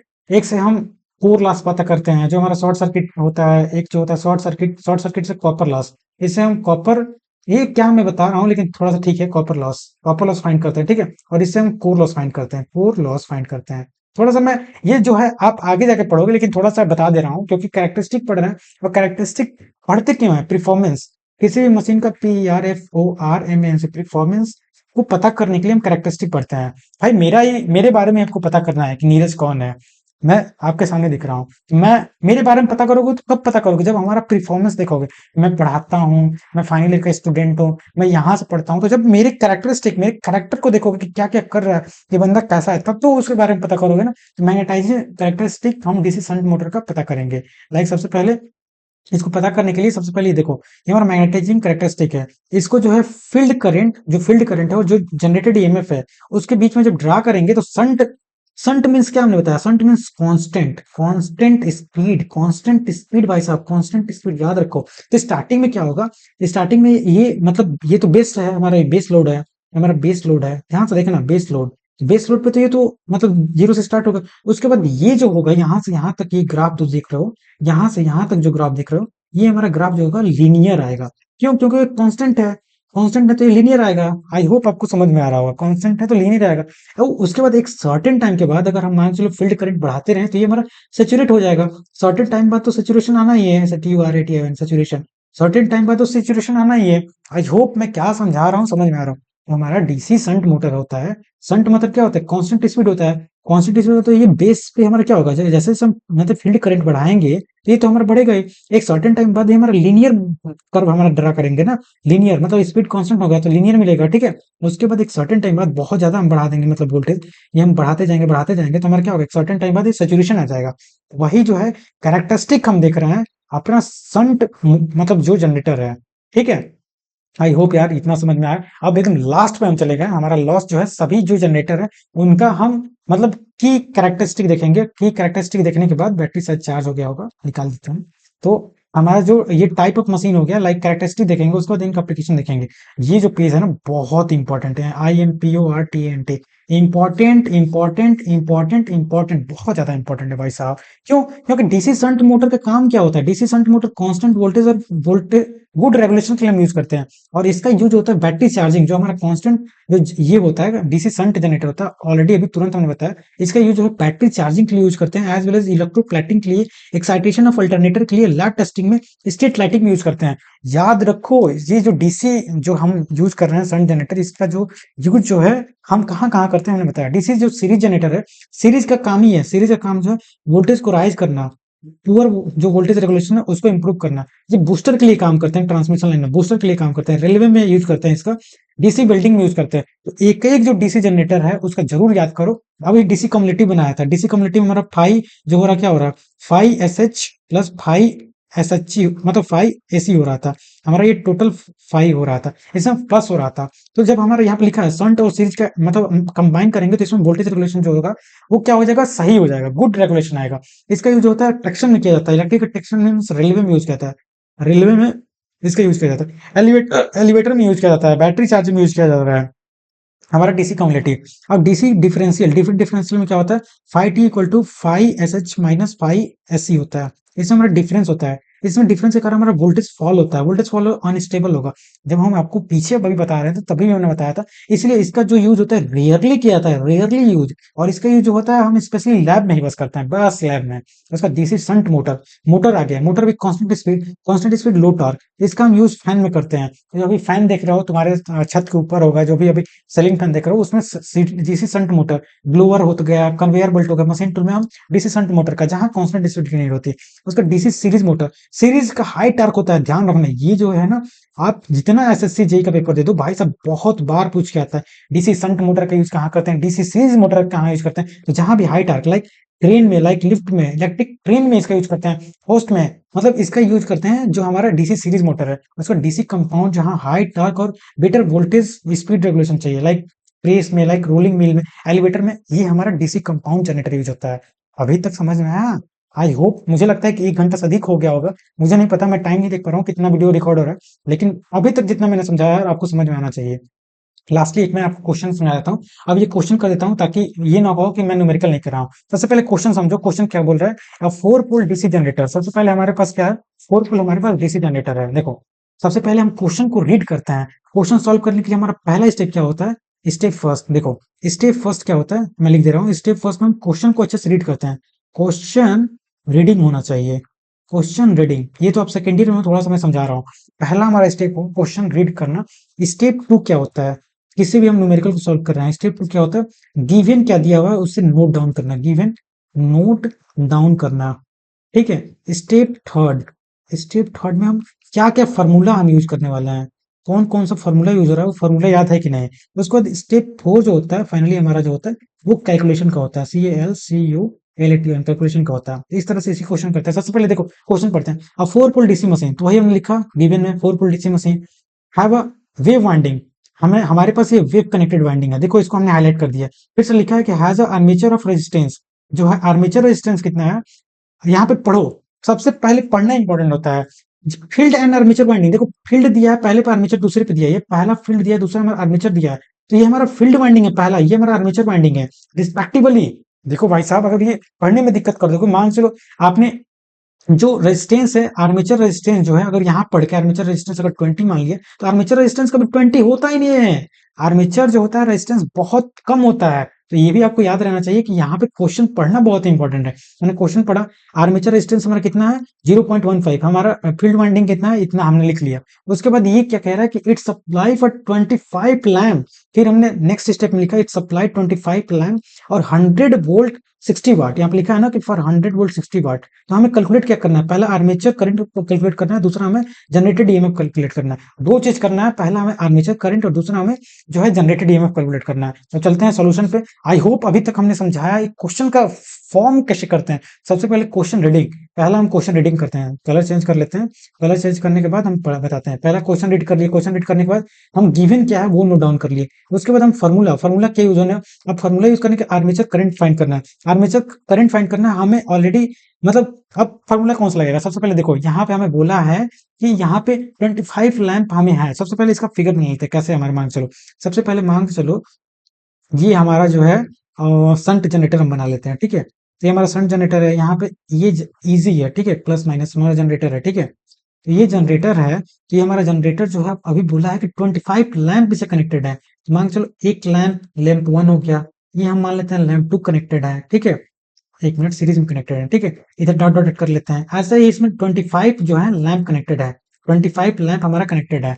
तो ये हमारा आई क्या है, ये हमारा कौन सा करंट है, इधर हमारा आई करंट आएगा, है ना, और इधर हमारा आई जो होगा, इधर हमारा आई एस एच आएगा। ये हमारा संट है ना, आई एस एच हमारा इधर आएगा। समझ में आया, हमारा आई एस एच आएगा। ठीक है, ये हमारा लैंप कनेक्टेड है। ठीक है, 1 मिनट, थोड़ा सा यार कंफ्यूजन ना हो, कभी आप पीपीटी पढ़ो तो ये वाला जो है इसको यहाँ ना करके वहां कर देता हूँ, तब आपको थोड़ा इजी होगा जब कोई पीडीएफ पढ़ेगा। तो ऐसे हमारा जो है लैंप कनेक्टेड है। ठीक है, हो गया, ये हमारा लैंप 1 लैंप 2 कनेक्टेड है। आइए हमारा, आइए जो करंट यहाँ पे देखो 25 लैंप कनेक्टेड है, 100 वोल्ट और 60 वाट। तो हमें दिया क्या है, गिवन हमें क्या दिया है, पावर दिया है, पावर। पावर जो है हमें दिया है, कितना दिया है, 60 वाट दिया है, 60 वाट पावर दिया है। तो फॉर्मूला हम क्या लगाएंगे, सबसे पहले फॉर्मूला आप जानते हो कि पावर इक्वल टू क्या होता है, पावर इक्वल टू क्या पढ़े हो, power equal to V into I. जब हम यहाँ पे क्वेश्चन सॉल्व कर रहे थे तभी हमने देखा P equal to V into I देखा, तो यहाँ से हम आई निकालेंगे, आई एल इक्वल टू क्या हो जाएगा, पी अपन वी हो जाएगा, है ना। हमारा पी अपन वी, पावर हमें कितना दिया है, देखो पावर हमें 100 दिया है, तो 100 हम रख लेंगे। और हमारा वोल्टेज कितना दिया है, वोल्टेज हमारा कितना दिया हुआ है, देखो सॉरी यार, पावर हमारा 60 है ना, देखो पावर यहाँ पे 60 है, गलती हो गया, तो इसको हम इरेज कर लेते हैं। और हमें पावर कितना दिया हुआ है, पावर हमें 60 दिया हुआ है, बस कैलकुलेट कर लेंगे, दैट सिंपल। हमारा पावर कितना दिया हुआ है 60, देखो पावर हमें कितना दिया हुआ है 60, और वोल्टेज कितना दिया हुआ है 100, तो 60 अपन 100 इसको कट करेंगे तो हमारा 0 पॉइंट कितना आ जाएगा, 0.6 एम्पियर। 0.6 एम्पियर हमारा क्या आ गया, आईएल आ गया। लोड करंट कितना आ गया, लोड करंट, ये हमारा लोड करंट इधर आईएल कितना आ गया, हमारा 0.6 एम्पियर आ गया। ठीक है, उसके बाद नेक्स्ट अब स्टेप पे हम क्या जाएंगे, हमें पहला फाउंड क्या करना था, हमें आर्मेचर जो है करंट फाइंड करना है। तो आर्मेचर करंट हमें फाइंड करना है, आर्मेचर करंट के लिए आगे हम क्या करेंगे, अब ये संट, देखो संट में भी हम आईएसएच निकालेंगे। आईएसएच निकालने के लिए करेंगे मतलब आईएसएच, संट वाइंडिंग निकालने के लिए हम क्या करेंगे, वोल्टेज हमें दिया हुआ है आरएसएच, आरएसएस हमें मालूम था, हमें जो वोल्टेज दिया हुआ है 100 वोल्टेज दिया हुआ है, आरएसएस हमें कितना दिया हुआ है, आरएसएस हमें कितना दिया हुआ है, देखो आरएसएस हमें कितना दिया हुआ है, देख लेते हैं यहाँ पे, देखो आरएसएच जो आरएसएस दिया हुआ है कितना दिया हुआ है, 80 दिया हुआ है, दिया है ना, हमें 80 कितना दिया हुआ है यार आरएसएच, एक मिनट,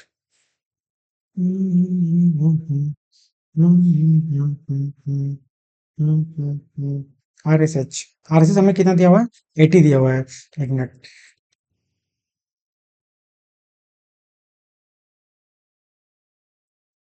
आरएसएस में 80 दिया हुआ है, इसे डिवाइड कर लेंगे तो डिवाइड करके देखना यार कुछ आएगा। तो सबसे पहले थोड़ा सा मैं बता दूं कि यहाँ पे हमारा लैम्प कितने कनेक्टेड है, एक लैम्प के लिए हमारा कितना है 0.6, तो फॉर 25 लैम्प, फॉर 25 लैम्प के लिए हमारा कितना हो जाएगा, इसे मल्टीप्लाई करेंगे 0.6 जो है उसे मल्टीप्लाई करेंगे 25 से, तो कितना आ जाएगा हमारा 15 एम्पियर आ जाएगा, टोटल हमारा 15 एम्पियर आ जाएगा, है ना, ये 15 एम्पियर आ गया, तो हमारा फाइनली हमारा ये कितना आ गया 15 एम्पियर, है ना। उसके बाद नेक्स्ट हम चलते हैं आईएसएस निकालने के लिए।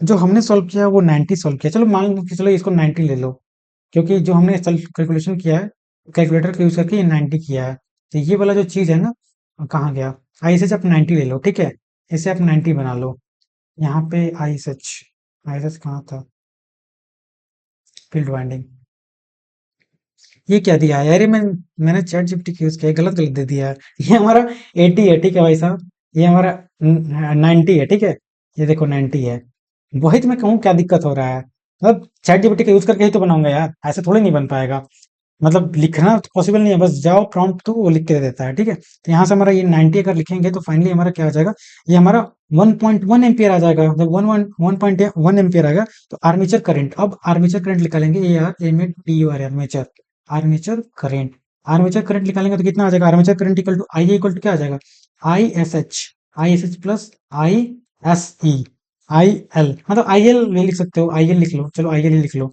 लोड करंट है, ठीक है, तो ये हमारा क्या हो जाएगा, लोड करंट आईएल हो जाएगा, ये हमारा कितना आ जाएगा आईएल, तो दोनों हमने निकाला, आईएसएच अभी निकाला, देखो आईएसएच हमने निकाला 1.1, और ये 15 के लिए अभी मल्टीप्लाई करके देखो, अभी हमने ये जो निकाला हुआ है ये हमारा आईएल निकाला हुआ है, आईएल क्या आया 15 एम्पियर आया है, आईएल हमारा 15 एम्पियर आया है ना, तो आईएल हमारा 15 एम्पियर आया, तो बस यहाँ पे 1.1 प्लस 15 हम ऐड कर देंगे तो हमारा 16.5 आ जाएगा, 16 पॉइंट, मतलब ये क्या आ जाएगा, ये 1.1 था, ठीक है, 1.1 और ये 15 है, तो हमारा कितना आ जाएगा, अरे यार एक मिनट, मैं लिख क्या रहा हूँ, बाद में आप लोग को दिक्कत होने लगेगा, ठीक है, तो 1.1 और हमारा कितना है, ये 15 आया है, 1.1 और 15, तो हमारा कितना आ जाएगा 16.1 जो होगा, ये हमारा आर्मेचर जो है, आर्मेचर करंट आ गया, आर्मेचर करंट पहला हमने कैलकुलेट कर लिया, और दूसरा हमें कैलकुलेट क्या करना है, इजी कैलकुलेट करना है, इजी मतलब जनरेटेड ईएमएफ कैलकुलेट करने के लिए VT plus I A into R A होता है, तो ये हमारा 100 दिया हुआ है टर्मिनल वोल्टेज, और हमारा जो है अभी आईए हमने कैलकुलेट किया, आईए जो है कितना कैलकुलेट किया, देखो हमारा आर्मेचर करंट हमने कितना कैलकुलेट किया 16.1, और हमारा आर्मेचर रेजिस्टेंस जो है 0.15 दिया हुआ है, यहाँ से हम इजी इक्वल टू निकालेंगे तो 100 प्लस कितना आ जाएगा, हमारा 2.415 आ जाएगा, तो फाइनली हमारा इजी इक्वल टू क्या आ जाएगा, इजी इक्वल टू 1.02415 वोल्ट। इस तरह से हमारा ये एक क्वेश्चन भी हमने कैसे करते हैं अप्रोच पूरा आपको बताया, पूरा आपको समझाया, तो इस तरह से पूरा फाइनली जो आपका यूनिट नंबर 2 है ना भाई साहब, देख लो यूनिट नंबर 2 का क्या एक भी चीज ऐसा नहीं होगा जो मैंने आपको बहुत डिटेल में नहीं बताया हो। पूरा वन शॉट कैसे मतलब होता है, वन शॉट आपने देख लिया, वन शॉट कैसे बनाते हैं, ठीक है, हमने क्लिक किया और फाइनली ये जो आपका वन शॉट है पूरा अच्छे तरीके से मैंने बताया। तो अगर वीडियो लास्ट तक देखे तो प्लीज इसे लाइक शेयर और सब्सक्राइब कर देना वीडियोस को।